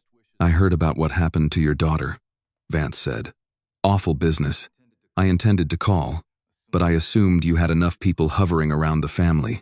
Maya felt Brooks shift slightly beside her. Daniel did not move. Why were you accessing archived complaints involving Mercer and Lawson? Vance's smile remained in place. Because 2 of my officers were arrested in front of a shopping mall full of cameras and civilians. I would be incompetent if I did not review their history. Your access began after 3 complainants agreed to speak with Internal Affairs, Brooks said. Vance turned to her with mild irritation. Captain Brooks, I have supervised district operations longer than you have run your little unit. Do not confuse ordinary oversight with obstruction. Brooks's voice stayed level. And do not confuse my rank with my willingness to be intimidated. For a second, Vance's pleasant expression slipped. Then he looked at Maya. Miss William, I hope you understand that the incident yesterday was not representative of this department. Mercer is impulsive. Lawson should have exercised better judgment. They will answer for that. Maya heard the ease with which he separated himself from them, as though he had not signed the papers that left other people without answers. Cynthia Harris asked for help, Maya said. Why did nobody return her money? Vance tilted his head. I am afraid I cannot discuss an active complaint with a civilian. You discussed Denise Parker's complaint with her, Maya replied. You asked whether humiliating her was worth damaging 2 police careers. The corridor seemed to narrow around him. Vance gave a quiet sigh. Mrs. Parker was upset. I tried to calm a sensitive situation. A senior officer sometimes has to remind people that a misunderstanding is not the same thing as misconduct. Was Malcolm Green's watch a misunderstanding too? Maya asked. Was Cynthia's missing $2,400? Daniel glanced at her, not to stop her, but because the pain in her voice struck him.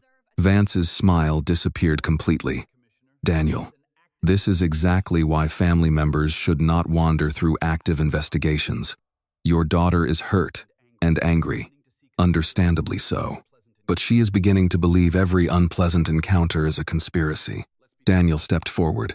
My daughter did not delete complaints from official records. No one deleted anything. Brooks removed a document from her folder. 3 complaints were logged by intake and omitted from the personnel review history. Your division was the last administrative point before those files disappeared. Vance's face reddened slightly. Are you accusing me of misconduct in a hallway? I am informing you, Brooks said, that your administrative access is suspended pending review.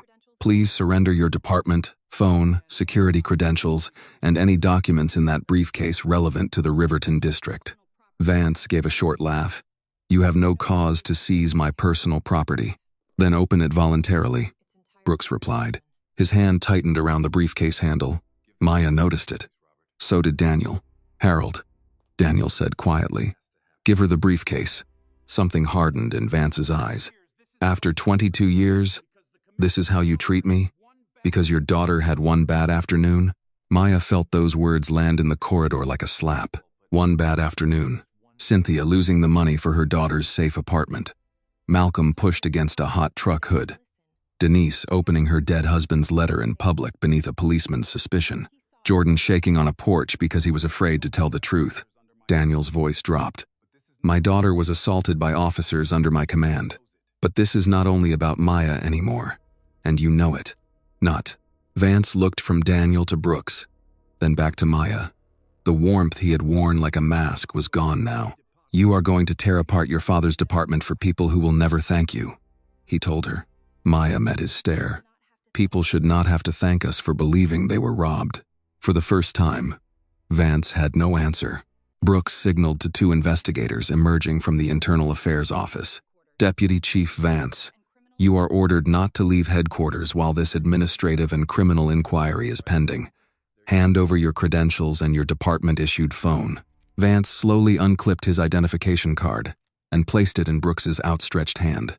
He surrendered the phone next, but kept hold of the briefcase. "This is a mistake," he said to Daniel. "When this becomes public, it will stain everything you built." Daniel looked at his oldest friend as though he were finally seeing the man behind the handshakes and charity photographs. "If what I built depends on protecting you," he said, "then it deserves to be stained." Vance turned and walked toward the office assigned to him under restriction, an investigator following closely behind. Maya exhaled only after he disappeared around the corner. Brooks looked down at his phone. He was frightened. Daniel nodded slowly. "Harold is rarely frightened." Maya stared at the corridor where he had vanished. "Then he has something worse to lose than his reputation." Brooks placed the phone into an evidence pouch. "We are going to find out exactly what that is." By morning, Harold Vance had stopped pretending this was an internal misunderstanding. Maya discovered that when her phone began vibrating across the kitchen table, before she had finished her coffee, Daniel had insisted she stay at home while Captain Brooks reviewed Vance's phone and the records taken from his office. Maya had agreed only because her shoulder had stiffened overnight, making even the simple act of lifting a mug painful. The first message came from an old law school classmate. "Are you okay? I just saw the interview." Maya frowned and opened the attached link. A local morning news anchor stood outside Riverton Galleria, while a photograph of Maya appeared beside him. Not the image of her cuffed on the floor, but a picture pulled from her graduation reception where she was smiling beside her father in an expensive dress. "Sources within the department," the anchor said, claim the encounter began after officers questioned a large amount of exposed cash and luxury property at a mall already dealing with retail theft. Those sources also raise concerns that Commissioner Daniel William may be using his position to retaliate against officers following an incident involving his daughter. Maya felt her stomach turn. The report cut to a man introduced as a retired law enforcement consultant. "No one wants excessive force," he said. "But when you have a politically connected family and officers are arrested before a full review is completed, the public has a right to question whether ordinary procedure was followed." Maya shut off the video. Daniel entered the kitchen carrying a folder and stopped when he saw her face. "What happened?" She turned the phone toward him. "Someone made me the criminal again." Daniel watched less than 30 seconds before his jaw hardened. That information did not come from Internal Affairs. No, it came from someone who wants the public to believe I was flaunting money and calling you when officers challenged me. He pulled out the chair opposite her. "Maya, look at me. None of that changes what is on the video. It changes what people think they saw." Her phone buzzed again. Then again. Against her better judgment, Maya looked. Rich girl cries racism when cops ask questions. Daddy bought her a Lamborghini and a police department. Maybe don't carry 20 grand around if you don't want attention. One message was worse than the others because it was only 5 words. "Your father saved you. Lucky." Maya set the phone down too quickly. Pain shot through her shoulder. Daniel reached across the table, then stopped before touching her injured arm. "Do not read any more." They are saying what Cynthia probably thought, what Malcolm probably thought, what Denise probably thought when they saw the news. Her voice fell. That I got justice because I happened to have your number. Daniel was silent for a moment. You were protected faster because you had access they did not have. That is true. Maya blinked at him, wounded by the honesty even though she had asked for it. He continued gently. But that is not an argument against what happened to you. It is an argument for why what happened to them must matter just as much. Before Maya could respond, Daniel's phone rang. Captain Brooks's name appeared on the screen. He answered on speaker. Olivia. Brooks did not offer a greeting. Commissioner, I need you at headquarters. Maya should hear this too if she is willing. I'm listening, Maya said. We completed the preliminary forensic review of Vance's department phone. It was wiped clean of direct messages before he surrendered it. But our analysts recovered metadata showing repeated calls to a communications consultant last night. That consultant has ties to the reporter who ran the morning story. Daniel's face darkened. He leaked against my daughter. He appears to be shaping a narrative before we can complete the evidence review, Brooks said. There is more. Our preservation order stopped deletion of current files, but several archived Riverton surveillance folders were erased through an outside security account shortly before the lock went into effect. Maya sat straighter. The old mall footage? Potentially. Footage tied to prior complaints. We still have the videos Jordan provided and the witness testimony, but someone is trying to strip away anything else that supports a pattern. Vance ordered it, Maya said. I believe he did, Brooks replied. But belief is not yet enough for an arrest warrant. Daniel stood and reached for his jacket. Where is Vance now? That is the problem. His attorney arrived just after midnight. Since he had surrendered department access, and we did not yet have sufficient grounds to detain him criminally, he was released from administrative restriction, with instructions not to interfere in the inquiry. You let him leave? Maya asked.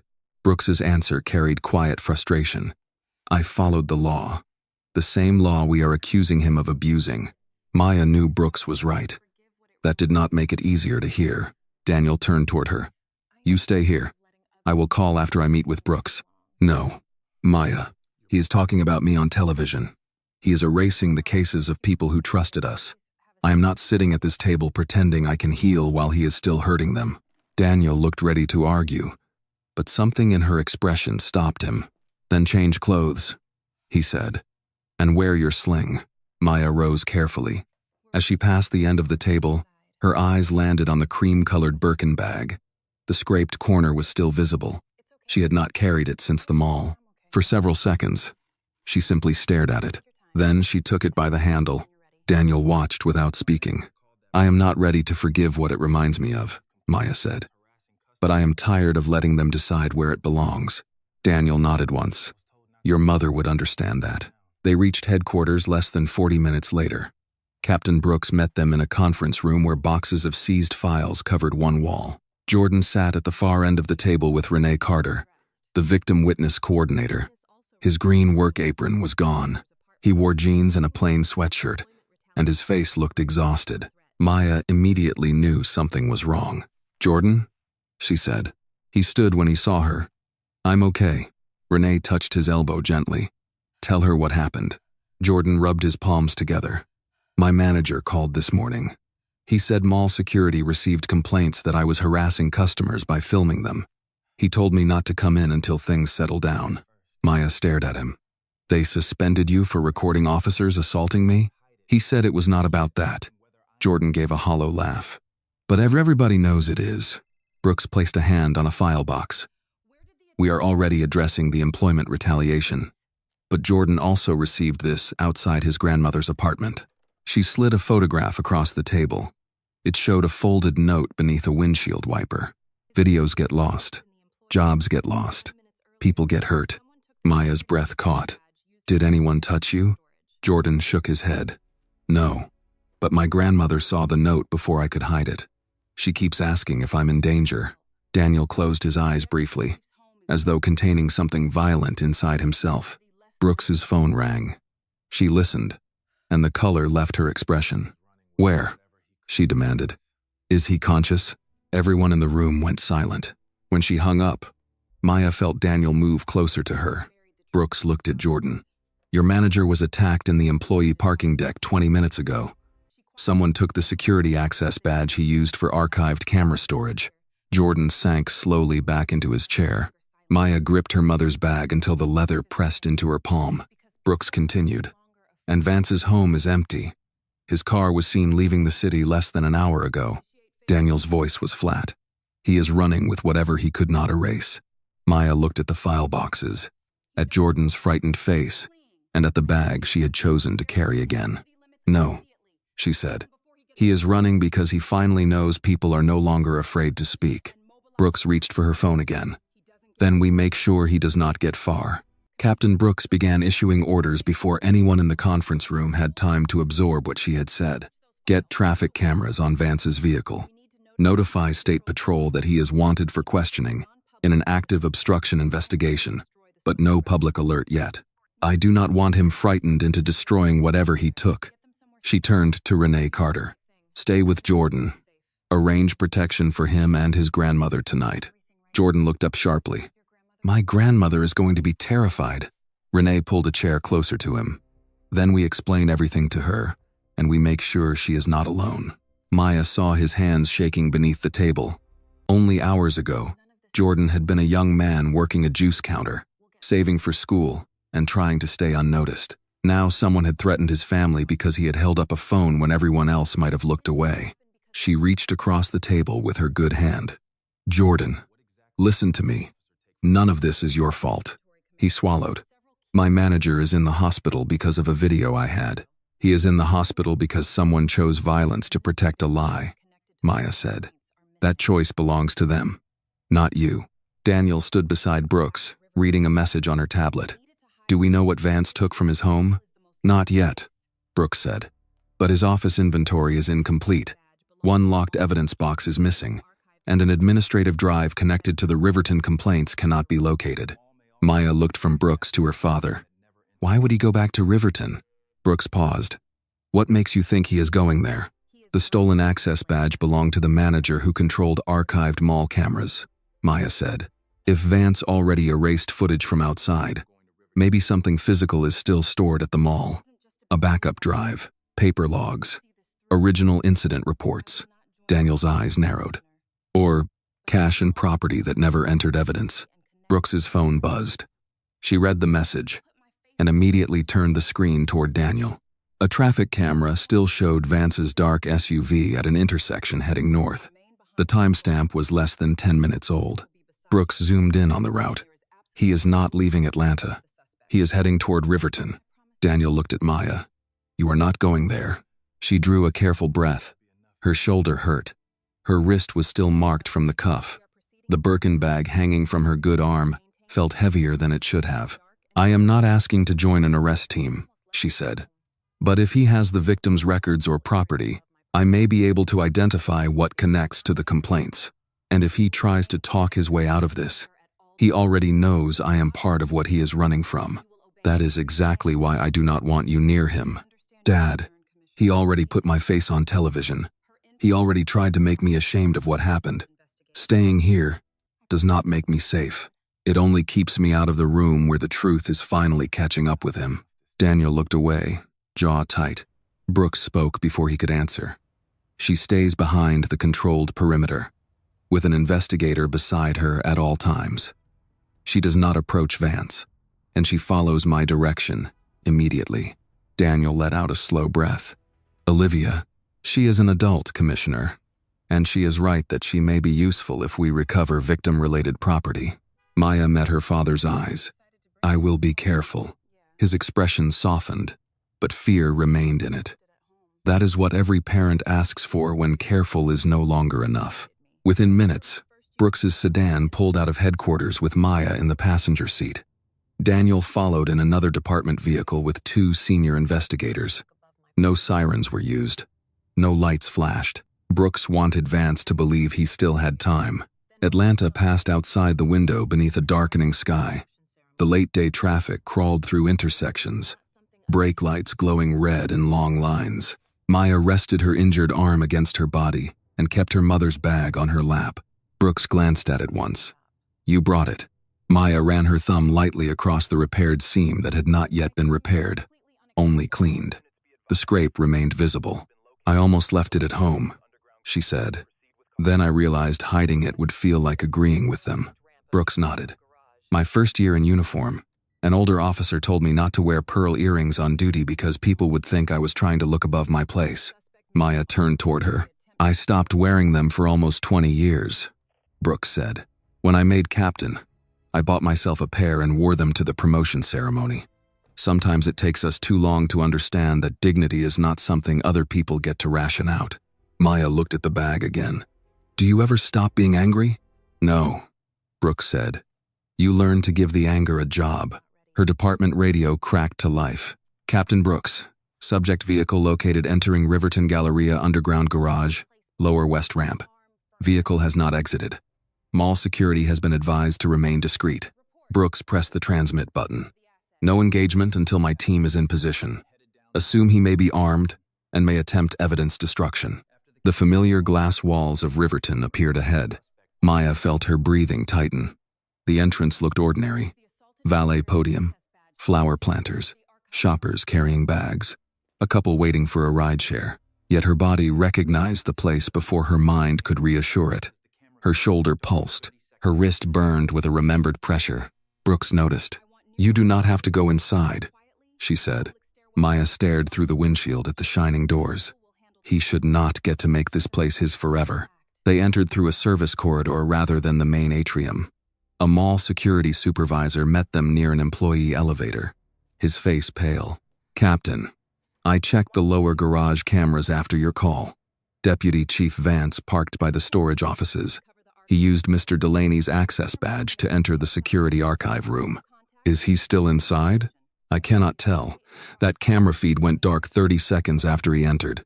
Brooks's mouth set into a line. "Evacuate nearby employees quietly. Lock access to public stairwells from the garage. My people handle the rest." Maya recognized the supervisor's name from what Brooks had said about Jordan's manager. "Mr. Delaney is the man who was attacked?" The supervisor nodded. "Yes, ma'am. He is my boss. Whoever did that took the master badge from him." Maya's hand tightened around the strap of the Birkin. Brooks touched her earpiece. "Team 1, enter from the west ramp. Team 2, cover the archive corridor. Commissioner William remains command side only. No one makes contact without visual confirmation." Daniel came through the service entrance moments later. He walked straight to Maya. "Last chance," he said quietly. "You can wait in the car." She shook her head. "I need to see this through." He studied her face, then reached up and touched her cheek with the gentleness he had not been able to offer while the medic examined her at the mall. "You look so much like your mother when you refuse to be moved." Maya managed a faint smile. She would call that stubbornness. She considered stubbornness a virtue when she was the one using it. An investigator approached Brooks with a tablet. "Captain, we have activity. Someone just attempted to access the archived complaint backup from inside the security room. The system blocked the download, but there is a manual storage locker in that room." Brooks looked toward the garage stairwell. "Move." The team disappeared through the secured door. Maya remained with Daniel and a female investigator several yards behind the entry point. Through the concrete walls came the faint echo of shouted commands. "Internal affairs. Step away from the cabinet." A crash followed, then running footsteps. The stairwell door burst open at the far end of the corridor. A man in a dark suit emerged with a leather briefcase clutched against his side. Harold Vance saw Brooks's team closing from behind, then stopped when his eyes landed on Maya. For half a second, surprise crossed his face. Then it became something colder. His phone appeared in his hand as he backed toward the public elevator. Maya's own phone began to ring inside her bag. She looked at the screen. Harold Vance. Brooks saw the name and held up one finger. "Answer it," she whispered. "Put it on. Speaker." Maya pressed the call button. Vance's smooth voice came through while he stood no more than 50 feet away, trapped between the investigators and the girl he had thought he could shame into silence. "Maya," he said, "before this gets any uglier, you and I need to talk." Maya held the phone where everyone in the corridor could hear it. Captain Brooks had already raised her own device. silently signaling that the call was being recorded. Daniel stood a few steps behind his daughter, his face rigid as he watched Harold Vance clutch the leather briefcase against his side. "You had plenty of chances to talk," Maya said. "You chose to erase records instead." Vance gave a soft laugh that did not match the sweat gathering at his temple. "You are young. You think everything is either innocence or corruption, heroes or villains. Police work does not fit into neat little boxes. Neither does stealing money from a nurse." His expression tightened. Cynthia Harris was an unfortunate situation. Her complaint was mishandled. Her money disappeared. Then let internal affairs sort out where it went. "They are trying," Maya said. "You broke into a security archive room to stop them." Vance glanced toward the investigators positioned behind Brooks. The nearest stairwell door was blocked. The elevator behind him had been shut down by mall security. He could no longer run without making his guilt visible to everyone. "Maya, listen carefully," he said, lowering his voice as though they were sharing a private confidence instead of speaking over an open line. "Your father has spent 30 years building a respected department. If this goes forward the way Brooks wants, every reporter in the state will say Daniel William ran a corrupt police force under his own nose." Daniel's jaw tightened, but he remained silent. Vance continued. "Mercer and Lawson are finished. I will not defend them. Let them take responsibility for what they did to you. Let them be the end of it." Maya looked at the briefcase in his hand. "What is inside the case? That is not important. It matters enough for you to steal an access badge and come here after dark." "I did not steal anything," Brooks spoke from beside Maya. "Then place the briefcase on the floor, Deputy Chief." Vance ignored her. "Maya," he said, "I understand you were frightened. I understand you were embarrassed. But you have won. Those two men were put in handcuffs before the whole city. How much punishment do you need before you feel better?" The words struck Maya with the same casual cruelty as Mercer's knee against her back. He still believed the issue was her pride, her anger, her need for revenge. She drew a slow breath. "This stopped being about how I feel when I saw Cynthia Harris begging two officers not to steal her daughter's rent money." Vance shook his head. "People tell stories differently once they see an opportunity. Malcolm Green kept the form with your signature. For the first time," he faltered. Maya took one step forward before the investigator beside her gently touched her elbow, reminding her to keep her distance. "Denise Parker kept your business card," Maya said. "Jordan kept the video. You counted on everyone being too ashamed or too frightened to speak. You forgot people. Remember who made them feel small." Vance's polite mask vanished. "You have no idea what it takes to run a district like this," he snapped. "Riverton brings in money. Businesses expect results. Residents want security. When stores complain about theft and people start carrying unexplained cash and luxury goods through that mall, officers act." Maya felt Brooks turn slightly toward the recording device. "People?" Maya asked. "Or black people?" Vance looked away for a fraction of a second. "That is your interpretation." "No," Maya said. "That is the pattern in the complaints you buried." His voice dropped. "Complaints do not prove crimes. Deleting them does not make them disappear." Vance lifted the briefcase slightly. "I was protecting the department from baseless accusations that would have destroyed careers." Brooks's eyes sharpened. Maya kept her tone steady. "You removed complaints from official review?" Vance realized too late how much he had already said. He looked at the phone in Maya's hand, then toward Brooks. "You are recording this," Brooks answered. "You called a victim and began discussing evidence in an active investigation. Deputy Chief, keep talking, if you believe that helps you." Vance took a step backward. His heel struck the edge of a planter near the public corridor. Behind the glass railing above them, shoppers who had not yet been evacuated were beginning to notice the confrontation. A few lifted phones. Daniel finally spoke. "Harold, put the case down." Vance turned toward him. "After everything I did for you? Every district problem I kept off your desk? Every scandal I handled before it reached the press?" Daniel's face seemed to age with each word. "What did you keep off my desk?" Vance stared at him, breathing hard. Daniel moved one step closer. "Tell me, Harold, what did you handle in my name?" "You wanted clean numbers." Vance said. Safe malls. Business owners willing to invest downtown. You wanted a department the public respected. I wanted officers who obeyed the law. You wanted results, Vance shouted. Do not stand there acting surprised that somebody had to do unpleasant things to give you the city you put your name on. Maya heard the pain beneath her father's silence. Vance was no longer only confessing what he had done. He was trying to place part of it in Daniel's hands. Daniel shook his head once. If I failed to see you, I will answer for that. But you do not get to call cruelty leadership. Vance looked toward the corridor behind him. For a second, Maya thought he might surrender.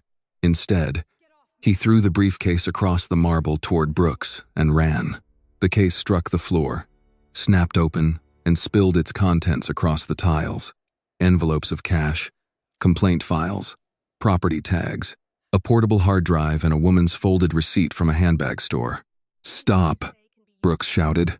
Vance shoved past a startled security guard and burst into the main atrium. Maya followed only as far as the corridor opening, Daniel beside her. The mall looked painfully familiar. The cafe tables, the jewelry store, the polished marble where she had lain cuffed and helpless. Elena Torres was closing the gate at her store when Vance charged into view. She recognized him from the news photograph Brooks had shown her earlier that evening. That's him, Elena cried. Captain, he's going toward the north exit. Vance swung toward her, desperate to clear his path. Elena stepped back, but not quickly enough. He struck her shoulder and sent her into the display counter. Maya gasped. Before Vance could reach the doors, Brooks caught him from behind with the help of 2 investigators.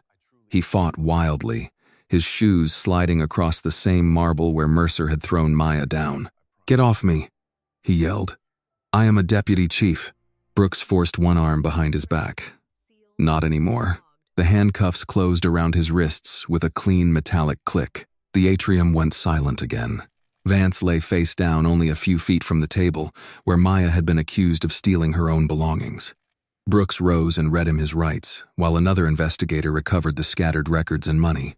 Daniel hurried to Elena, helping her sit upright as mall medics approached. Maya stood very still, one hand wrapped around the strap of her mother's bag. Vance turned his head enough to see her. You think this fixes anything? He said bitterly. Maya looked at him without triumph. No, she answered. It starts something. Brooks lifted the open briefcase from the floor. On top of the recovered papers was Cynthia Harris's original complaint, stamped received, then marked for closure in Vance's handwriting. Maya saw the signature and felt tears gather in her eyes, not because the fight was over, because Cynthia had told the truth from the beginning.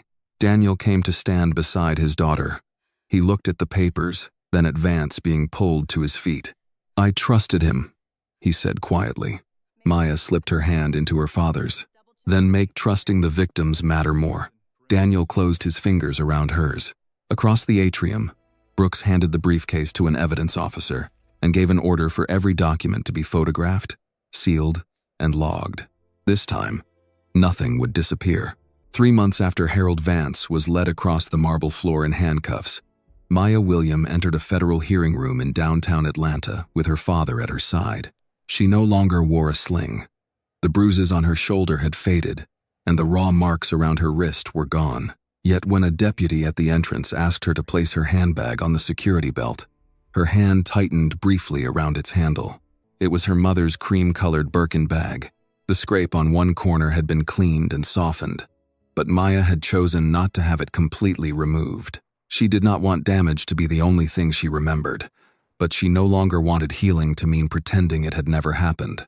Daniel noticed her hesitation. You all right? He asked softly. Maya nodded. I am now. Inside the hearing room, every seat appeared to be occupied. Reporters sat in the first 2 rows with notebooks open. Several uniformed officers filled one side of the room, some there out of duty, others because they needed to see what happened when badges were used as shields for cruelty. On the opposite side sat the people Maya had come to know by more than the reports bearing their names. Cynthia Harris wore a navy dress instead of hospital scrubs. Her daughter Simone sat beside her, holding her hand. Malcolm Green had polished his silver watch until it shone beneath the fluorescent lights. Denise Parker sat in a lavender jacket with Frank's handbag resting proudly on her lap. Jordan Reed, whose bruised forehead had healed to a thin line near his hairline, sat beside his grandmother in a borrowed suit that was slightly too large at the shoulders. When Maya saw them, her nervousness did not disappear, but it changed shape. It became purpose. Captain Olivia Brooks met her near the witness room door. She wore a dark navy suit and small pearl earrings. Maya noticed them and smiled faintly. "Those suit you." Brooks touched one pearl with a fingertip. "I thought today was a good day to wear them." Across the room, Mercer and Lawson sat at separate defense tables in county-issued clothing, their former confidence reduced to stiff shoulders and lowered eyes. Harold Vance sat between two attorneys, silver hair neatly combed, suit expensive, expression controlled. Only the slight tapping of his finger against the table betrayed him. When Maya's name was called, Daniel squeezed her hand once and released it. She walked to the witness chair alone. After she was sworn in, the federal prosecutor guided her through the afternoon at Riverton. The bottled water, the key on the table, the money for the scholarship fund, the officers approaching without a report of stolen property, and the moment Mercer decided her step backward was an excuse to force her down. Maya's voice remained steady until the prosecutor asked what she remembered most clearly. She looked toward the listening room. "The certainty in their faces," she said. They did not seem confused. They were not investigating an unknown situation. They looked at me and believed they already knew the truth. A young black woman dressed casually could not own that bag. She could not drive that car. She could not be carrying that money for any honorable reason. The prosecutor paused. Did either officer attempt to verify ownership before seizing the key or using force? No. Did you run? No. Did you strike either officer? No. Did you resist being arrested? Maya swallowed. I asked them to stop hurting me. There was no sound in the hearing room except the scratch of a reporter's pen. Vance's attorney, Richard Caldwell, rose for cross-examination. He was a thin man, with an expensive watch, and a voice designed to sound reasonable even when his questions were not. "Miss William, you are the daughter of Commissioner Daniel William, correct?" "Yes." "And after this incident, internal affairs officers arrived within minutes?" "Yes." "Your assailants, as you call them, were placed in handcuffs in the same shopping mall where you had been detained. They were placed in custody after witnesses and video showed what they had done." Caldwell smiled faintly. "But you would agree most citizens cannot call the commissioner of police from the floor of a shopping mall." Maya felt the room waiting for her answer. "Yes," she said. "I would agree." His smile sharpened. "So you benefited from extraordinary privilege." Daniel shifted in his seat, but Maya kept her attention on the attorney. "Yes," she said again. "My case was heard immediately because my father answered the phone. That is not something I am proud of. It is the part that has kept me awake." Caldwell's expression faltered slightly. Maya leaned closer to the microphone. "Cynthia Harris did not have the commissioner's number when officers took the money she saved for her daughter's apartment. Malcolm Green did not have it when they pushed a veteran against his truck over a watch he earned through 28 years of service. Denise Parker did not have it when they emptied her dead husband's gift in public and made her ashamed to carry it again." Caldwell cleared his throat. "Miss William, I did not ask about other complainants." "No," Maya replied. "That was the problem from the beginning. No one did." A low murmur moved through the room before the hearing officer called for order. Caldwell turned toward his table, shuffled several papers, then tried again. "Would it be fair to say your father's position created pressure to find wrongdoing beyond the facts of your own encounter?" Maya looked directly at Vance. "No. The wrongdoing created the pressure. My father's position only made it harder for Mr. Vance to hide it this time." Vance stopped tapping his finger. The prosecutor next called Jordan Reed. He spoke quietly at first, explaining how he filmed Maya's arrest and why he had kept Cynthia's earlier video hidden for 2 months. "Why did you eventually come forward?" the prosecutor asked. Jordan looked toward Maya, then toward Cynthia. "Because I saw Officer Mercer put Miss William on the floor, and I understood that being silent had not protected anybody. It only gave them permission to do it again." Cynthia covered her mouth with one hand. Elena Torres testified after him. Her shoulder had healed from the fall Vance caused while trying to escape. She described seeing Mercer accuse Maya, Lawson take the key, and Maya step back without running. She was calmer than I would have been, Elena said. They were waiting for her to give them a reason. When she didn't, they invented one. Finally, Captain Brooks presented the recovered evidence. Cynthia's original complaint, Malcolm's signed property form, Denise's record of contact with Vance, missing case logs, deleted camera access requests, and the recording of Vance's call to Maya. His own voice filled the hearing room. Mercer and Lawson are finished. Let them be the end of it. Then, I was protecting the department from baseless accusations that would have destroyed careers. When the recording stopped, Harold Vance no longer looked polished. He looked exposed.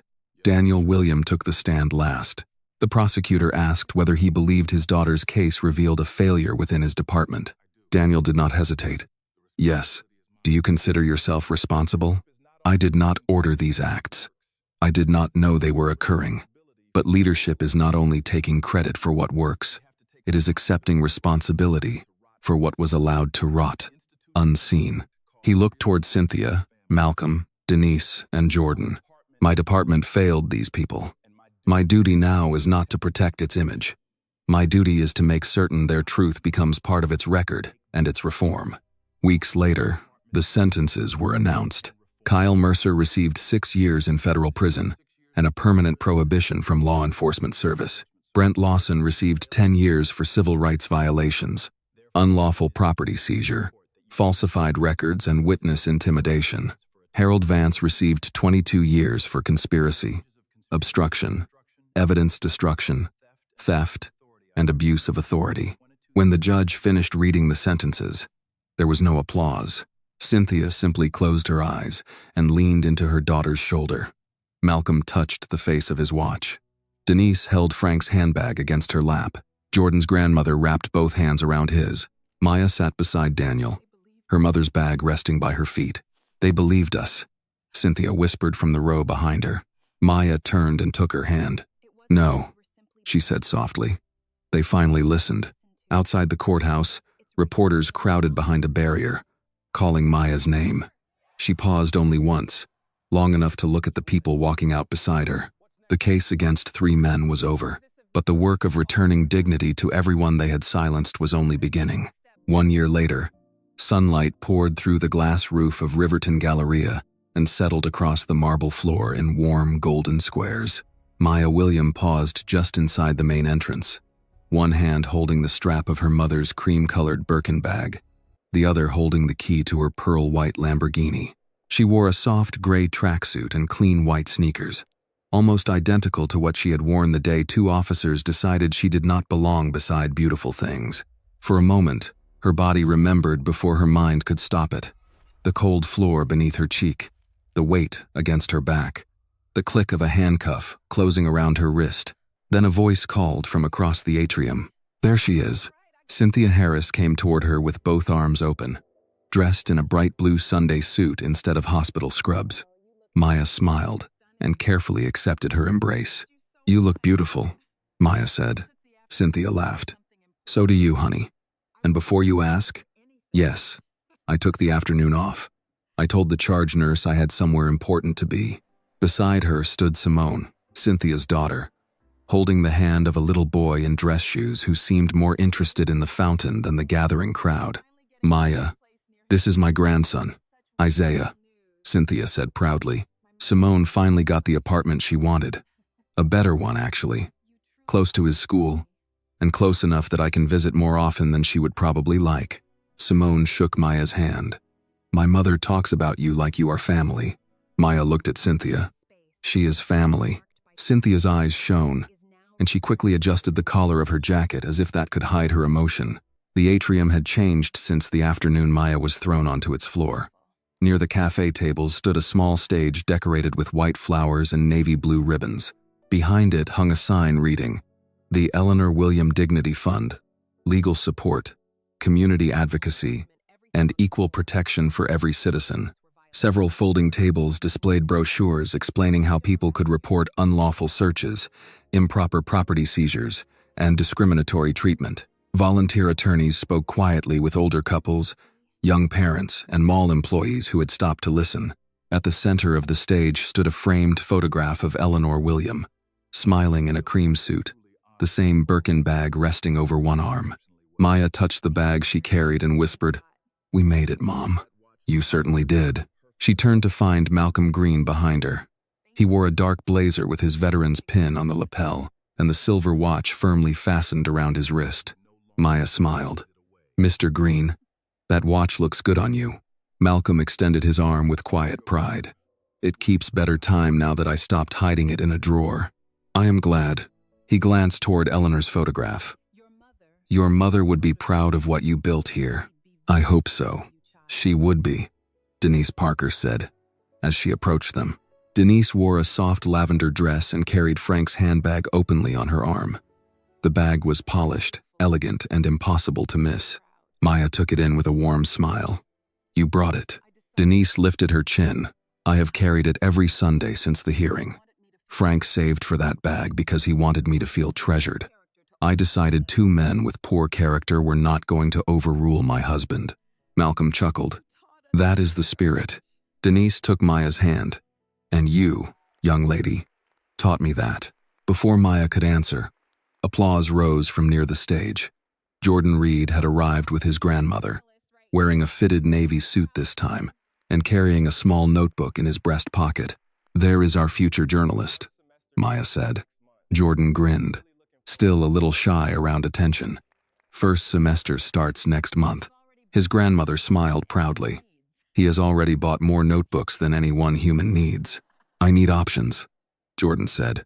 Captain Olivia Brooks, standing nearby in a dark dress and her pearl earrings, joined them. A journalist should always have a notebook. Jordan straightened slightly when he saw her. "Captain Brooks." "Today you can call me Olivia," Brooks said. "You earned that much." Jordan glanced toward the sign bearing Eleanor's name. "Thank you for the scholarship. I still do not know what to say." Maya answered him gently. "Say you will keep telling the truth, especially when someone powerful wants it hidden." He nodded. "I can do that." Near the stage, Elena Torres was greeting guests with the ease of someone who had helped organize half the event herself. When she saw Maya, she hurried over and hugged her. "Do you know how many reporters have asked me to describe the day I shouted at those officers?" Elena asked. Maya laughed. "How many?" "Enough that my daughters now introduce me as their mother, the woman who yelled at corrupt police in a shopping mall. You were the first person who stood up for me." Elena's expression softened. "Any decent person would have done the same. But not everyone did," Maya said. "You did." Elena blinked away tears and squeezed Maya's hand before stepping aside as Daniel William approached. He was not wearing a uniform. For the opening of the fund, he had chosen a dark gray suit and a blue tie Eleanor had given him many years earlier. His hair seemed grayer than it had been a year before, but his posture was as straight as ever. For a moment, father and daughter simply looked at each other. Daniel's gaze moved to the Birkin on Maya's shoulder, then to the gray tracksuit. "You chose the outfit deliberately," he said. Maya smiled. "I wanted to be comfortable. Your mother would have called that a very elegant way of making a point." His eyes settled on Eleanor's photograph. "She would have loved this," Maya said. Daniel nodded slowly. "She would have worn that smile all day. Then she would have corrected the flower arrangement and told everyone they were not donating enough." Maya laughed, and the sound loosened the last tight place in her chest. When the ceremony began, Daniel stepped to the microphone first. The atrium quieted. "1 year ago, my daughter sat at a table in this building and was treated as a suspect before anyone knew her name," he said. "What happened to Maya exposed failures in the department I led, failures that harmed people long before anyone recognized my child on a telephone call." His eyes moved toward Cynthia, Malcolm, and Denise. "This fund cannot erase what happened. It cannot return every hour lost to shame or fear, but it can ensure that when someone says, 'This was done to me,' the first response will no longer be silence." He stepped away from the microphone and gestured to Maya. She moved onto the stage, aware of the marble beneath her sneakers, but no longer afraid of it. My case received attention quickly because my father answered my call. She began. I will always be grateful that he did. But dignity should never depend on who answers your phone. The atrium became completely still. This fund belongs to Cynthia, Malcolm, Denise, Jordan, Elena, and every person who was made to feel suspicious for carrying something beautiful, saving something meaningful, or simply standing in a place where someone else thought they did not belong. She turned toward a covered plaque near the cafe seating area. Daniel helped her pull away the cloth. The inscription read, "No one should have to dress wealthy, speak powerfully, or know someone important in order to be treated with dignity." Applause rose slowly, then filled the atrium. Later, when the crowd began gathering around the information tables, Maya stood alone for a moment beside the place where her cafe table had once been. She looked down at the marble floor. It was spotless now. No spilled water, no scattered money, no officers standing over her. Daniel came to her side. "Do you want me to drive your car home? It has been a long day." Maya turned the Lamborghini key in her hand and smiled. "No, Dad. The car is mine. And this time, I want to drive it myself." Outside, the pearl-white Lamborghini waited beneath the evening sun. Maya placed her mother's bag on the passenger seat, lowered herself behind the wheel, and looked once through the glass doors at the people still gathered beneath Eleanor's name. A year earlier, 2 officers had looked at a young black woman in simple clothes and decided everything valuable near her had to belong to someone else. They had been wrong about the bag, wrong about the money, wrong about the car. Most of all, they had been wrong about Maya. The engine came alive with a deep, steady growl. Maya eased into the Atlanta traffic, not leaving the past behind, but carrying its truth forward. This time, the road ahead belonged to her. The story reminds us that dignity does not depend on a person's clothes, wealth, race, or connections. Maya received justice quickly because her father had power, but her courage mattered most when she chose to stand for those who had no powerful person to call. A badge should never be used to humiliate the innocent, and silence should never protect those who abuse authority. True justice begins when every person is treated with respect, believed when harmed, and protected equally under the law. Thank you for staying with this story until the very end. If it touched your heart, I would truly love to hear your thoughts on the storytelling, the emotional pacing, or whatever stayed with you after listening. Every comment you share helps make the next stories more honest, moving, and meaningful. And if you have a powerful or meaningful story of your own, please do not hesitate to send it to the channel. It may become the next story to touch and inspire thousands of others. This video is a work of fiction created with the assistance of artificial intelligence. All characters, events, and situations are not real and do not represent any actual people or true stories. The content is intended for storytelling and emotional illustration only.